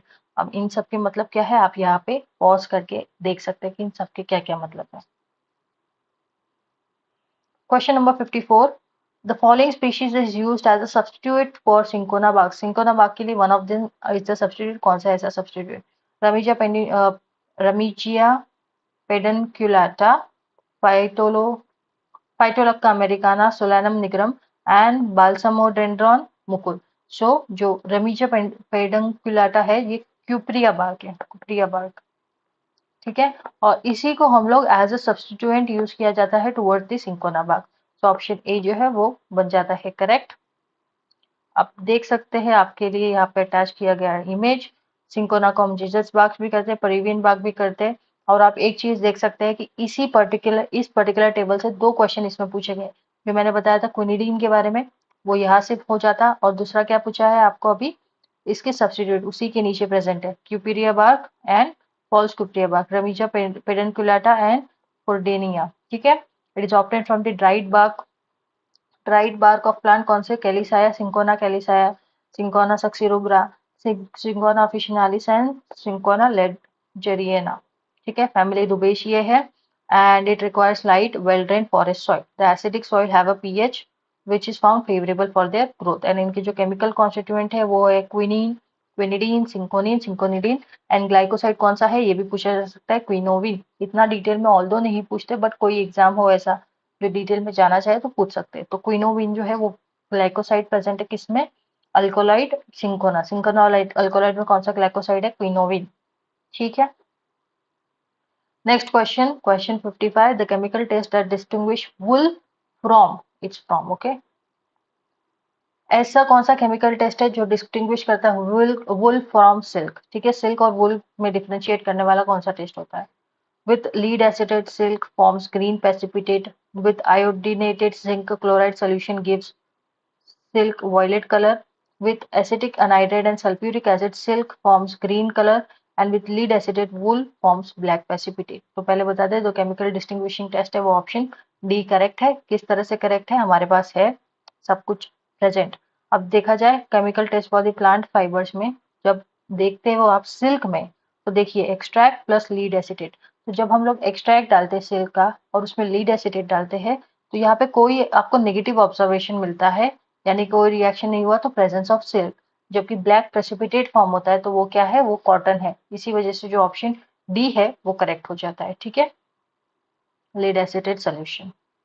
Question number 56 says that which bone is commonly known as the collarbone? कौन सी बोन को collarbone कहा जाता है? Clavicle, mandible, sternum या scapula? कौन सी bone को collarbone कहा जाता है? So क्लेविकल जो है उसको हम कहते हैं collarbone। जो आपके कॉलर में बोन होती है उसको कहते हैं collarbone, या क्लेविकल को ही कहते हैं collarbone। ठीक है, हाँ, दिस इज इट। ये जो है इसको कहा जाता है clavicle, that is collarbone। they are known as collarbone, is a sigmoid shaped long bone that makes up the front part of shoulder. It sits between shoulder blade and the sternum. And आप देख सकते हैं this is scapula and this is sternum. ठीक है, ये sternum का part हो गया and scapula आप देख सकते हैं there is two clavicle in a person. ठीक है, दोनों साइड एक एक होगा, so two clavicle in a person, one on the right and the other on the left hand side. Question number 57 says the hormone responsible for maintaining pregnancy and supporting fetal development. कौन सा hormone है जो pregnancy maintain करने के लिए and fetal development के लिए use होता है? प्रोजेस्टेरॉन, एस्ट्रोजन, प्रोलैक्टिन या टेस्टोस्टेरॉन? सिंपल सा क्वेश्चन है, येट डिफिकल्ट हो सकता है कुछ कुछ लोगों के लिए। मेंटेन करना है प्रेगनेंसी को एंड फीटल के डेवलपमेंट को सपोर्ट करना है। एक ही ऐसा हार्मोन है जो है हमारा प्रोजेस्टेरॉन। प्रोजेस्टेरॉन ही वही हार्मोन होता है जो इन सब चीजों के लिए हेल्प करता है। सो आप देख सकते हैं progesterone is a hormone secreted generally by mammalian ovary. ये हार्मोन जो है प्रेगनेंसी को मेंटेन करता है and it helps in preparing the wall of uterus to implant and provide the cushioning effect to the fertilised egg. ठीक है, ये क्या करता है, यूटेरस की जो वॉल है उसको प्रिपेयर करता है ताकि जो इम्प्लांट होता है एग का उसको कुशनिंग इफेक्ट हो and as well as foetus को मेंटेन करने का काम होता है। सो डिफरेंट हार्मोन देखते हैं, हार्मोन्स ऑफ गोनैड्स। टेस्टोस्टेरोन कौन कौन सिक्रेट करता है? Leydig cell. ठीक है, लेडिक सेल जो है वो टेस्टोस्टेरोन सिक्रेट करता है। It is used in the normal development and function of secondary sexual characters in male. Oestrogen जो है ग्राफियन फॉलिकल रिलीज करता है। कौन एस्ट्रोजन रिलीज करता है? Graafian follicle release the oestrogen and ये क्या करता है, मेंटेनेंस करता है secondary sexual character in female. It inhibit the FSH follicle stimulating hormones को इनिबिट करता है एंड ल्यूटिनाइजिंग हार्मोन को स्टिमुलेट करता है। याद रखना, फॉलिकल स्टिमुलेटिंग हार्मोन को इनिबिट करना एंड ल्यूटिनाइजिंग हार्मोन को एक्सप्रेस करना, स्टिमुलेट करना, ये काम होता है एस्ट्रोजन का। प्रोजेस्टेरॉन कौन सीक्रेट करता है? कॉर्पस ल्यूटियम सीक्रेट करता है। स्टिमुलेट करता है यूटेरस फॉर प्रेगनेंसी, इम्प्लांटेशन के लिए हेल्प करता है एंड प्लासेंटा को फॉर्म करता है एंड ऑल्सो मेमोरी ग्लैंड्स, इन सबको फॉर्म करने का काम जो होता है हमारा प्रोजेस्टेरॉन का होता है। रिलैक्सिन, रिलैक्सिंग नहीं है, रिलैक्सिन जो है जो कॉर्पस ल्यूटियम अगेन रिलीज करता है, ये रिलैक्स करता है ligaments of pelvic girdle at the time of birth. At the time of birth जो पेल्विक गर्डल है उसको रिलैक्स करने का काम हमारा रिलैक्सिन के पास है। एंड एससीजी हार्मोन ये जो है prevent disintegration of corpus luteum, ताकि वहां से प्रेगनेंसी को है, प्रेगनेंसी हुई है ये हम एचसीजी हार्मोन से पता करते हैं। ठीक है, and it is released by the placenta. So again एक एक क्वेश्चन से हमारे बाकी सारे हार्मोन्स हो गए। आई होप आप सब ये याद रखोगे, please do remember in your mind. ठीक है, देन आता है question number 58। Common drug combination that is avoided in angina treatment. Angina treatment में कौन सा कॉमन ड्रग कॉम्बिनेशन है जिसको अवॉइड किया जाता है? कैल्शियम चैनल ब्लॉकर और nitrates together, beta blocker and long acting nitrates in classical angina, verapamil with beta blockers and slow acting dihydropyridine with beta blocker in classical angina. The correct answer is option C. Verapamil with beta blocker is the drug combination which is avoided. Why? C, drug interaction में आप देख सकते हैं verapamil diltiazem with beta blocker जो आपके option में भी दिया गया है, it causes additive depressant effect on the SA node. SA node पे एडिटिव डिप्रेसेंट इफेक्ट डालता है, इसलिए this is kind of drug interaction is happening. उसके अलावा नाइट्रेट्स को जब बीटा ब्लॉकर्स के साथ दिया जाता है तो increase the effectiveness and reduces the incidence of adverse effect, that is good. And nitrates and phosphodiesterase 5 inhibitors को दिया जाए टुगेदर तो ये क्या करते हैं, इनहिबिट करते हैं सीजीएमपी फॉस्फोडाइस्टरेस को, प्रोलॉन्ग करते हैं action of nitrate and cause dangerous potentiation of nitrate action, severe hypotension हो सकता है। ठीक है, सीवियर हाइपोटेंशन हो सकता है। Question number 59 says primaquine belonging to the class of 8-aminoquinoline has all the antimalarial activity except। ठीक है, अभी अगेन आपको क्या पूछा गया है, जो प्रीमाक्विन है जो class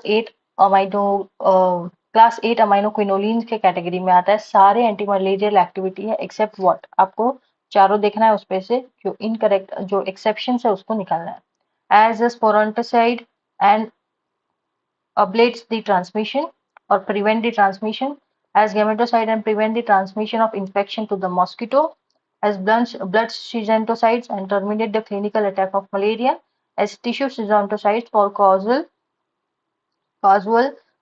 prophylaxis and to prevent the relapse। तो मैं बता दूं जो है प्रीमाक्विन, ये इरिथ्रोसाइटिक एक्शन नहीं दिखाता। इरिथ्रोसाइट में एक्शन नहीं दिखाना यानी कि ये ब्लड सिजेंटोसाइट नहीं है, तो this is an exception. So option C is the correct answer. ठीक है, primaquine is a poor erythrocytic schizontocide. ठीक है, ब्लड वाले रिलेटेड जो सिजेंटोसाइट्स है वहाँ पे उसका एक्शन नहीं है, बहुत पुअर है, जिसकी वजह से ऑप्शन सी जो है वो इनकरेक्ट आ जाता है। It has week action on Plasmodium vivax but blood forms of Plasmodium falciparum are totally insensitive. On the other hand it is more active against the pre erythrocytic stage, मतलब blood में enter होने के पहले की जो stage है वहां पे वो मोर इफेक्टिव है। Primaquine differs from all the other available anti-malarial in having a marked effect on primary as well as secondary hepatic phases of the malarial parasite. आप पूरी मलेरिया की पैरासाइट की साइकिल, किस तरह से मलेरिया होता है वो सारी साइकिल देखिए, आप याद कीजिए, और ये जो प्रीमाक्विन है उसको वहां पे फिट इन कीजिए, जो कि primary as well as secondary hepatic phases में जो है काफी हेल्पफुल है। It is highly active against gametocytes and hypnozoites. Hypnozoites और हाइप्नोजॉइड्स बोलो या हिप्नोजॉइड्स बोलो, इसके अगेंस्ट और गेमेटोसाइट्स के अगेंस्ट, इन दोनों के अगेंस्ट हाईली एक्टिव है। ठीक है, क्वेश्चन नंबर 60 कहता है which of the following is not true about the sensory receptor. अगर हम सेंसरी रिसेप्टर की बात करें तो कौन सा ऐसा ऑप्शन है जो नॉट ट्रू है। तो आपको पूछा गया है nociceptors are present in nose and detect odour. ये आपको इस तरह से क्वेश्चन इसलिए दिया है ताकि कुछ कुछ लोग ऐसा डिटेक्ट करेंगे, नोस ही बोला है तो मे बी नोज से रिलेटेड हो। ठीक है, हम देखते हैं वेदर वो नोज से रिलेटेड है नहीं है, और जानबूझ के एग्जामिनर ने आपको यहाँ पे ट्रिक करने की कोशिश की है। मैकेनोट्रॉप्स जो होते हैं detect the touch, pressure and vibration present throughout the body, joint, muscles and skin. Chemoreceptors detect the chemical present in nose and taste buds. Thermoceptors detect the temperature change and are present in the skin. ठीक है, सो मैं बता दूं ये कौन सा true नहीं है about the sensory receptor is option A itself because it is a pain detect करने वाला stimuli, not related to nose. Okay, so other parts are okay, not first one. सो मैकेनोसेप्टर्स क्या होते हैं, ये are sensitive to the mechanical stimuli. Mechanical stimuli जो होते हैं उसके लिए सेंसिटिव है, सच एज डिफॉर्मेशन हो गया, stretching, bending of the cells. Then mechanoreceptor जो है सेंसेशन प्रोवाइड करता है किसका, टच का, प्रेशर का, वाइब्रेशंस का। ठीक है, ये सारी चीजें आती है। एंड मॉनिटर करता है stretching of blood vessels and internal organ. Internal organ का स्ट्रेचिंग हो गया या ब्लड वेसल का स्ट्रेचिंग हो गया, तो ये सारा मैकेनिकल थिंग हो रहा है, तो मैकेनोरिसेप्टर पिक्चर में आ गया। ठीक है, थर्मोसेप्टर जैसे कि नाम में लिखा है थर्मोस, तो ये टेम्परेचर से रिलेटेड होने वाला है, तो ये चेंजेस इन द टेम्परेचर देखता है। नोसिसेप्टार्स ये पेनफुल स्टिमुलाई को रिस्पॉन्ड करता है, पेनफुल स्टिमुलाई होगा तो उसको रिस्पॉन्ड करने का काम होता है नोसिसेप्टार्स का, रिजल्टिंग फ्रॉम द फिजिकल और chemical damage to the tissue. जब फिजिकल या केमिकल डैमेज होता है टिश्यू को, वहां से अराइज होने वाला पेन उसको डिटेक्ट करने का काम है नोसिसेप्टार्स का। फोटोसेप्टार्स जो है detect the light that strikes on the retina of the eye. Eye के रेटिना पे जो लाइट स्ट्राइक होती है उसको डिटेक्ट करने का काम फोटो रिसेप्टर का है। Chemo receptor detect the chemical in the mouth, nose and body fluid. So जो नोज वाला ऑप्शन था वहां पे कीमो रिसेप्टर प्रॉपर आ गया। ठीक है, ऑस्मो रिसेप्टर्स क्या है, osmotic pressure of the body fluid को है देखता है। क्वेश्चन नंबर 61 आपके सामने कह रहा है the temperature at which blood plasma and tear freezes is which temperature, -0.52 degree Celsius, -0.298 degree Celsius, -0.98 degree Celsius या -0.079 डिग्री सेल्सियस। सभी को पता है ब्लड प्लाज्मा एंड टीयर्स जो है वो फ्रीज होते अप्रोक्सीमेटली -0.59 के आसपास, so that is correct answer, -0.52 is the correct answer. ठीक है, क्वेश्चन नंबर 62 कह रहा है the following is preferred in the cerebral edema for very potent long acting and highly selective glucocorticoid, deoxycorticosterone acetate, hydrocortisone, dexamethasone या fludrocortisone. सो जो हमारा highly selective glucocorticoid है वो है dexamethasone. So dexamethasone is very potent and highly selective glucocorticoid, long acting है, marked pituitary adrenal separation cause करता है, but fluid retention and hypertension are not a problem. ठीक है, it used for inflammatory and allergic condition. ठीक है, it is used for inflammatory as well as allergic condition. Then comes is the next thing, question number 63. ये कह रहा है which one of the following is a live attenuated vaccine. Vaccine पे question आना probability highest हो जाती है। ठीक है, वैक्सीन करके रखना कौन सी लाइव एटेन्यूएटेड होती है, कौन सी सब यूनिट होती है, कौन सी इनएक्टिवेटेड होती है, कौन सी एग्जाम्पल्स है। तो उसी एग्जाम्पल के बेसिस पे आपको यहाँ पे क्वेश्चन पूछा गया है। Live attenuated vaccine among the following which one it is? Produces hepatitis A, tuberculosis या रेबीज। सो हमारी लाइव एटेन्यूएटेड वैक्सीन कौन सी हो गई? It is tuberculosis. टीबी की जो वैक्सीन है जिसको हम कहते हैं बीसीजी वैक्सीन, बीसीजी वैक्सीन जो है वो लाइव एटेन्यूएटेड वैक्सीन होती है। ठीक है, सो यहाँ पे क्लासिफिकेशन देख सकते हैं केडी त्रिपाठी का, जिसमें आप देख सकते हैं वैक्सीन किल या इनएक्टिवेटेड में आ गई टैब वैक्सीन, क्लोरेला, वुपिंग कफ। देन यहाँ पे आप देख सकते हैं हेपेटाइटिस बी, ए, रेबीज, ये वायरल बट इनएक्टिवेटेड। ठीक है, रेबीज, इन्फ्लुएंजा, हेपेटाइटिस ए और बी। देन उसके बाद आप देख सकते हैं लाइव एटेन्यूएटेड में बैक्टीरियल में बीसीजी, जो कि हमारे ऑप्शन में भी पूछा गया था ट्यूबरकुलोसिस के लिए। Then missile, mump, rubella, varicella, ये सारे, एंड टॉक्सोइड में टीटेनस and diphtheria. Question number 64 says, which one of the following is the cholinergic drug used in the treatment of myasthenia gravis? Myasthenia gravis के लिए कौन सा ऐसा cholinergic drug है जो यूज होता है? अगेन क्लासिफिकेशन बेस्ड पे क्वेश्चन, तो लगभग इस क्वेश्चन पेपर में हम 64 क्वेश्चन तक आ चुके हैं। कितने सारे क्लासिफिकेशन बेस्ड क्वेश्चन आपको दिखे होंगे, इसलिए हर एक एग्जाम में क्लासिफिकेशन इंपॉर्टेंट हो जाता है। Neostigmine, अट्रोपिन, प्रोप्रानोलॉल and diazepam. आपको कोलिनर्जिक ड्रग बोला गया है। प्रोप्रानोलॉल कैंसिल, सीडेटिव हिप्नोटिक कैंसिल, बचा अट्रोपिन और नियोस्टिगमिन। आपको इसमें पता होना चाहिए कि कौन सा करेक्ट आंसर है। ऑप्शन ए नियोस्टिगमिन जो है करेक्ट आंसर हो जाता है। ठीक है, आप देख सकते हैं कोलिनिस्टरेज इनहिबिटर्स, फाइसोस्टिगमिन, नियोस्टिगमिन।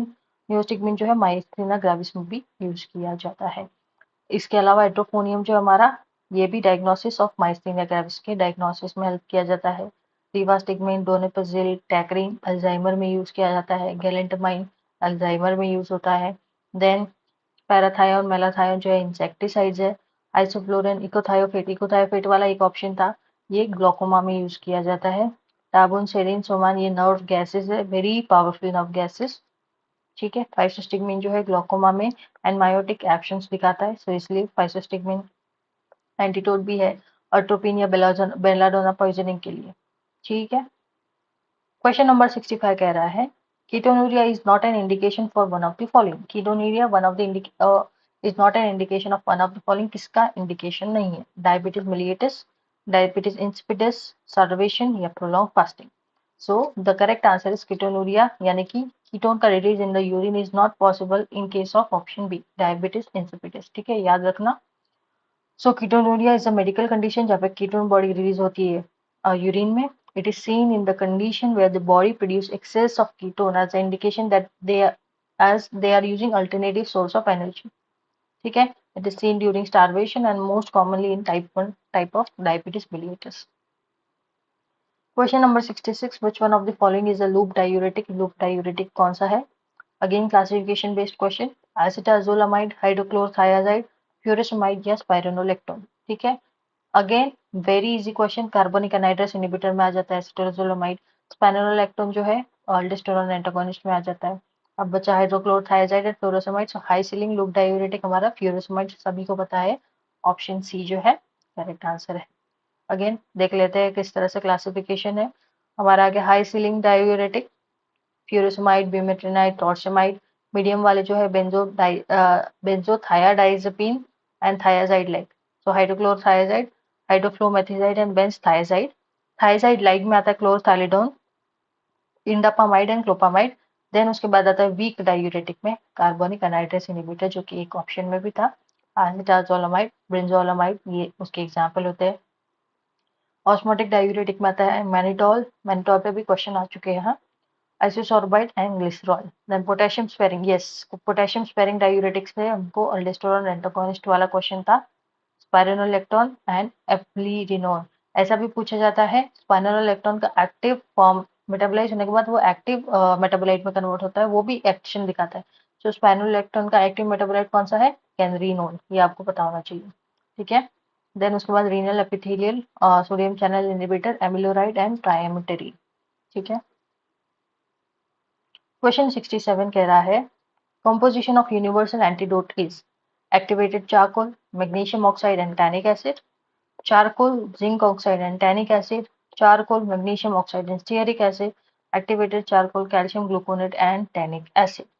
तो इसमें से जो यूनिवर्सल एंटीडोट है वो कौन सा कॉम्पोजिशन का होता है? तो यूनिवर्सल एंटीडोट में हमारा चारकोल होता है, मैग्नीशियम ऑक्साइड होता है और टैनिक एसिड होता है, यानी कि ऑप्शन ए जो है वो करेक्ट हो जाएगा।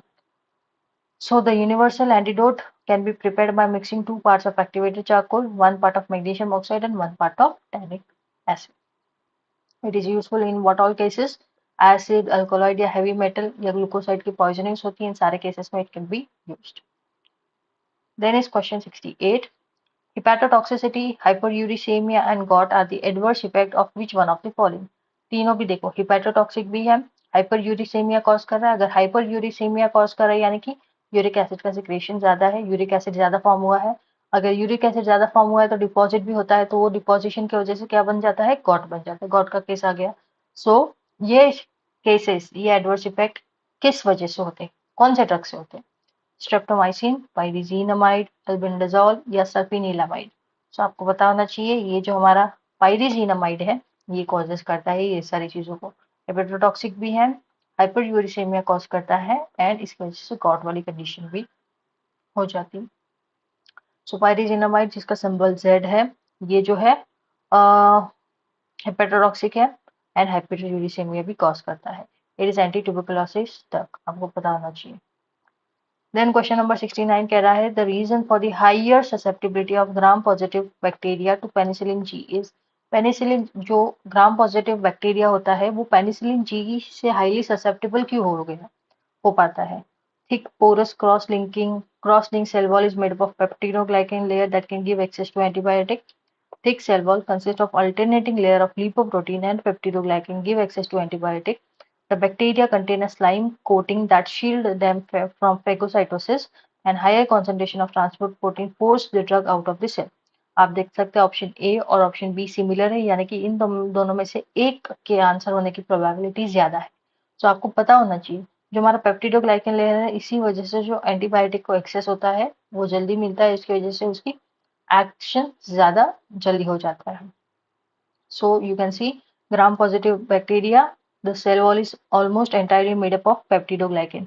जब ग्राम नेगेटिव की बात करें तो वहां पे लिपोप्रोटीन आता है, तो जब ग्राम पॉजिटिव की बात कर रहे हैं वहां पे लिपोप्रोटीन का केस ही नहीं आता। इसका ऑप्शन भी डायरेक्टली एलिमिनेटेड। आपको ए और बी में से कुछ ढूंढने की भी जरूरत नहीं पड़ेगी, आपको डायरेक्टली ए का आंसर मिल जाएगा।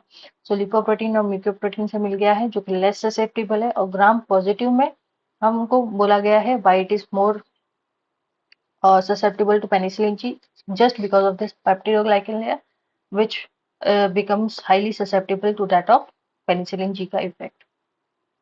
Question 70 says which one of the following is a nasal decongestant that work by causing vasoconstriction? कौन सा ऐसा है जो nasal decongestant है and vasoconstriction cause करता है? Salbutamol, phenylephrine, diphenhydramine and guaifenesin। ठीक है, guaifenesin। सो इसमें से कौन सा है जो वैसो कंस्ट्रिक्शन की वजह से नेजल डिकंजेशन का इफेक्ट दिखाता है? So option phenylephrine is the correct answer. Again classification based पे क्वेश्चन है, if you have done it then you are very well good to go. Phenylephrine जो है सिलेक्टिव अल्फा 1 अगोनिस्ट है। क्या है? Selective alpha 1 agonist with negligible beta action, एकदम negligible beta action है, selective alpha 1 agonist है। It raises the blood pressure by causing vasoconstriction, vasoconstriction को cause करके जो है ब्लड प्रेशर को इंक्रीज करता है। अगर एड्रिनर्जिक ड्रग के क्लासिफिकेशन में देखें तो आपको फिनाइलेफ्रिन जो है यहाँ पे नेजल डिकंजेस्टेंट वाली लिस्ट में देखो फिनाइलेफ्रॉक्स, xylometazoline, oxymetazoline, nafazoline, then phenylephrine and pseudoephedrine, ये सारे ही नेजल डिकंजेस्टेंट है। Then comes is the question number 71, which of the following is not a condition that is treated with beta blocker? कौन सी ऐसी कंडीशन है जो बीटा ब्लॉकर ट्रीट नहीं कर सकता? hypertension, migraine, angina pectoris या rheumatism. So condition that a beta blocker cannot beat is rheumatism. Rheumatism और beta blocker का कोई दूर दूर तक नाता नहीं है, जबकि हाइपरटेंशन हो गया, अंजाइना पेक्टोरिस हो गया, माइग्रेन हो गया, ये सारे चीजों में हमारा जो बीटा ब्लॉकर्स है, beta blockers lol containing drugs जो है वो हेल्पफुल होते हैं। सो यूज ऑफ बीटा ब्लॉकर आप देख सकते हैं, हाइपरटेंशन हो गया, अंजाइना पेक्टोरिस हो गया, कार्डियक अरिथमियाज हो गए, myocardial infarction, then CHF that is congestive heart failures, migraines, anxieties, इन सब पे काम आता है। ठीक है, next is question 72। Muscarinic action of cholinergic drug include all except, again except वाले क्वेश्चंस इस बार इस पेपर में बहुत ज्यादा आपने देखे होंगे कि आपको पूछा जाएगा कि ये सारी चीजें होती है एक्सेप्ट ये चीजें नहीं होती, ये सारी चीजें हो रही है बट ये चीज नहीं हो रही। तो एक्सेप्ट की वजह से आपकी जो थिंकिंग प्रोसेसिंग बहुत ज्यादा लगेगा। ठीक है, आपको सारी चीजों को याद करना पड़ेगा, देन उसमें से एक एक्सेप्शन निकालना पड़ेगा, इसकी वजह से थोड़ा टाइम यहाँ पे ज्यादा चाहिए रहेगा। तो आपको टाइम का यूटिलाइजेशन बड़े ध्यान से सोच समझ के करना पड़ेगा। मस्कैनिक एक्शन पूछा गया है कोलिनर्जिक ड्रग का, कौन सा है, एक्सेप्ट एक नहीं है। ब्रेडिगार्डिया, स्मूथ मसल कॉन्ट्रैक्शन, माइड्रियासिस या increase secretion from the exocrine gland. So mydriasis ये केस है ना, ये एक्सेप्शन है, बिकॉज यहाँ पे मायोसिस मायोटिक की बात की जाए तो करेक्ट होता, माइड्रियासिस का केस जो है that is not correct, miotic है वो। ठीक है, so reduces bradycardia, smooth muscle पे contracted and gland का secretion,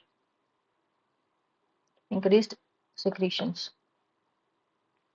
Question number 73 says that the combination which promote gastrointestinal transit and speed up gastric emptying, gastric emptying को speed up करने के लिए, यानी कि स्टमक से डायरेक्टली इंटेस्टाइन में ज्यादा कंटेंट फटाफट जा सके, यही मोटिलिटी को इंक्रीज करने वाला कौन सा ऐसा कॉम्बिनेशन है? Paracetamol and furosemide, domperidone and metoclopramide, dimethiconazole and bisacodyl, and promethazine and haloperidol। तो आपको पता है जो डोमपेरिडोन है और मेटाक्लोप्रामाइड है, दोनों भी प्रोकाइनेटिक ड्रग है एंड यही मूवमेंट से रिलेटेड चीजों को फासन अप करते हैं। So option B is the correct answer here.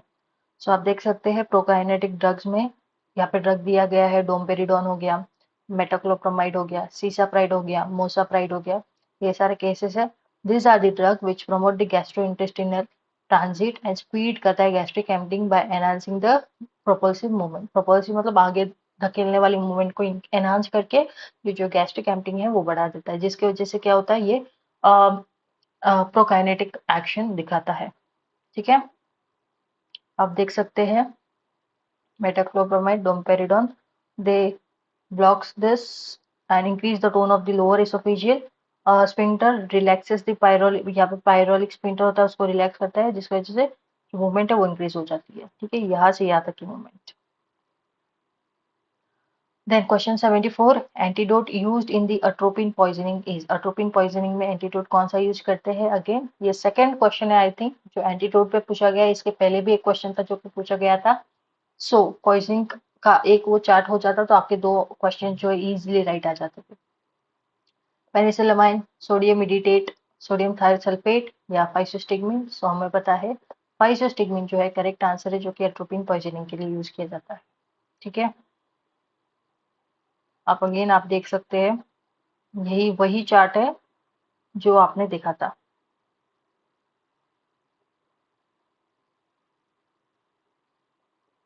Sodium thiosulphate cyanide के लिए होता है। ठीक है, अट्रोपिन के लिए फाइसोस्टिग्मिन आप देख सकते हैं यहाँ पे दिया गया है। Then comes is the next question, question number 75। Last के 5 क्वेश्चन बचे हैं। गम ऑब्टेन फ्रॉम द एस्ट्रालगस गमीफर इज, यहाँ पे आपको सोर्स दिया गया है, बायोलॉजिकल सोर्स दिया गया है और आपको गम के बारे में पूछा गया है। बहुत ही इजी क्वेश्चन है। अकेशिया, सोडियम अल्जिनेट, ट्रगाकांत या गुआरगम। हमको पता है एस्ट्रालगस गमीफर की बात की जाए तो ट्रगाकांत हमारा आंसर हो जाता है। Option C is the correct answer. So gum tragacanth को हम क्या कहते हैं? गम ट्रगाकांत भी कहते हैं। It is obtain from the branches of Astragalus gummifer and Leguminosae जो है इसकी फैमिली हो गई। ट्रगाकांतिन जो है वाटर सोल्यूबल कंपोनेंट है एंड बैसोरिन जो है वाटर इनसोल्यूबल कंपोनेंट है। ट्रगाकांत वाटर सोल्यूबल, बैसोरिन जो है वो वाटर इनसोल्यूबल हो गया। ये यूज किया जाता है एज अ थिकनिंग एजेंट, आपने सुफिक्स के प्रैक्टिकल्स में यूज किया होगा। As a binding agent, it's not beading, it's binding agent and it's adhesive, adhesive की तरह भी यूज किया जाता है। ठीक है, गम ट्रगाकांत एंड दूसरे गम्स आप देख सकते हैं, ये सब आपको इसी बुक में मिल जाएगा। Question 76 says, rabies is transmitted to human primarily through insect bite, saliva from animal bites, contaminated food या contaminated water। जो रेबीज है वो कैसे फैलता है?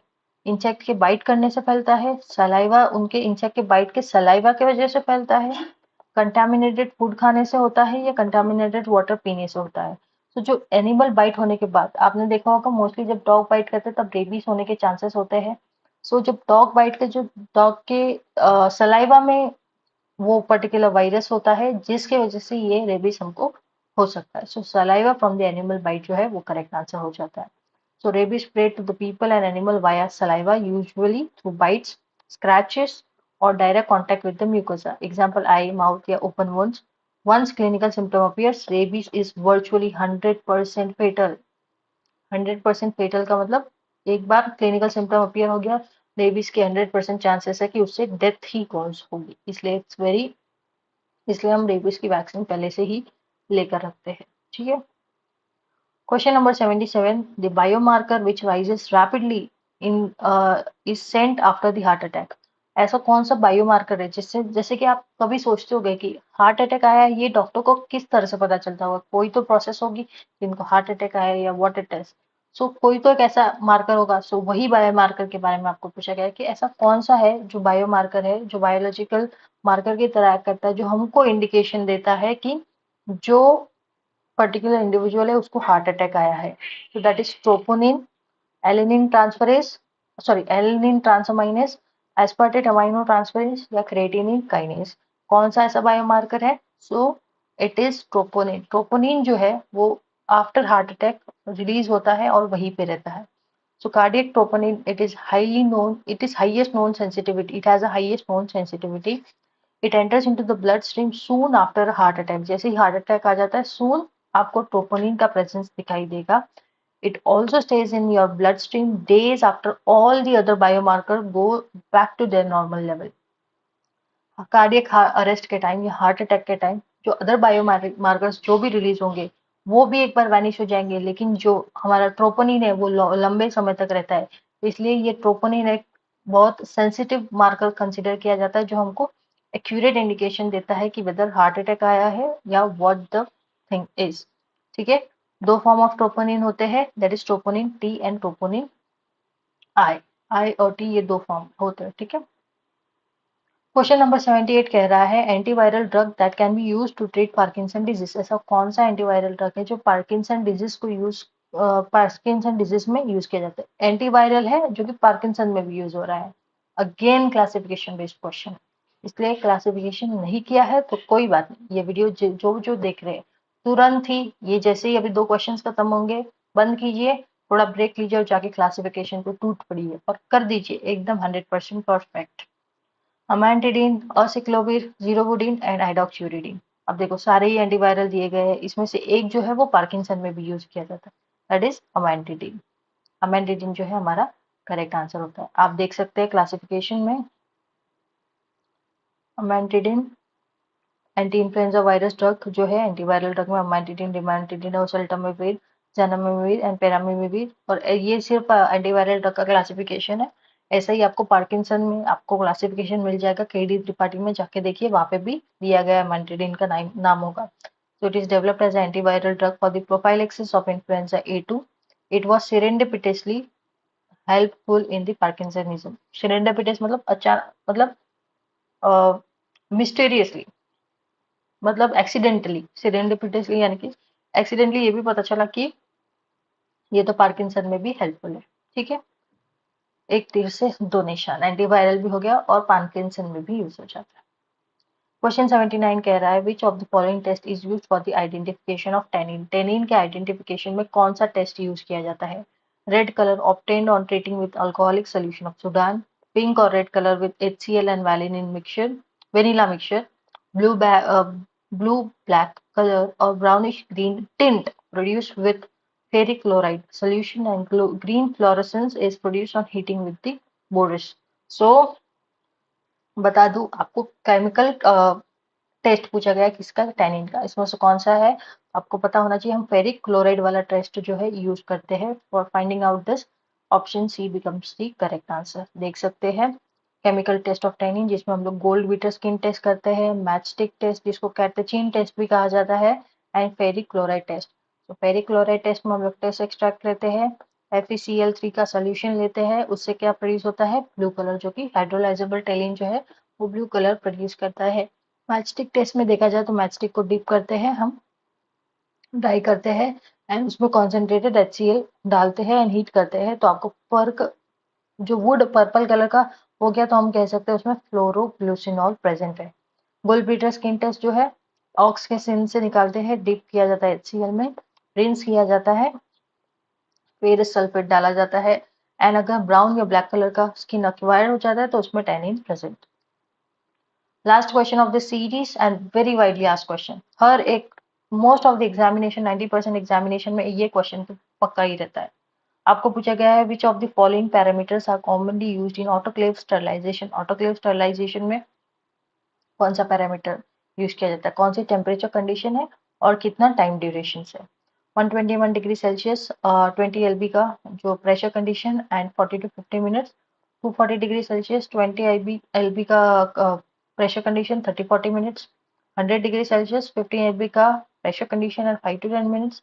एंड 121 डिग्री सेल्सियस का 15 LB का pressure condition and 15 to 20 minutes. सभी को मोस्ट ऑफ सभी को पता है, ऑप्शन डी जो है वो करेक्ट है।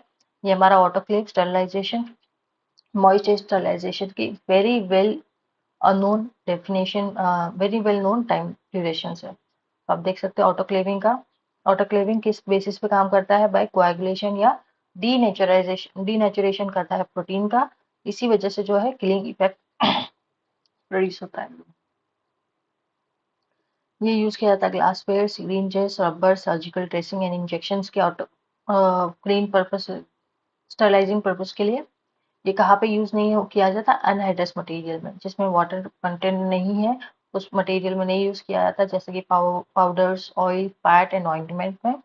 Temperature condition and time duration आप देख सकते हैं, अगर 115 से 116 की बात की जाए तो 30 मिनट्स रखना पड़ता है। 121 से 123 दैट इज 15 मिनट। 126 से 129 10 मिनट्स एंड 134 से 138 3 मिनट्स के लिए रखा जाता है। लेकिन हमारी आइडियल कंडीशन क्या है, 121 degree Celsius for 15 to 20 minutes, ये आइडियल कंडीशन है। ठीक है, इसी को मोस्टली फॉलो किया जाता है। So this was all about this question paper. ये गवर्नमेंट PYQ यहीं पे हम खत्म करते हैं। फर्स्ट पेपर अब तक खत्म किया है, 2024 का लेटेस्ट पेपर था ये। इसी के साथ आपको इस तरह से और भी वीडियोस आएंगे। जस्ट डू वन थिंग, जो भी रैपिड फायर राउंड है उसके क्वेश्चंस के answer do comment down below and do let us know. And और एक और चीज, स्टडी करते रहिएगा एंड कमेंट कीजिए, लाइक कीजिए एंड शेयर कीजिए इस वीडियो को, ताकि आपको आपके कंपटीशन के बारे में पता चले कि who all people are there who are in the comment section commenting down and making your competition tough as well, because toughness से हमें डरना नहीं है, because at the end हमको prove करना है that we could be successful one day soon. So have a very nice day and thank you so much.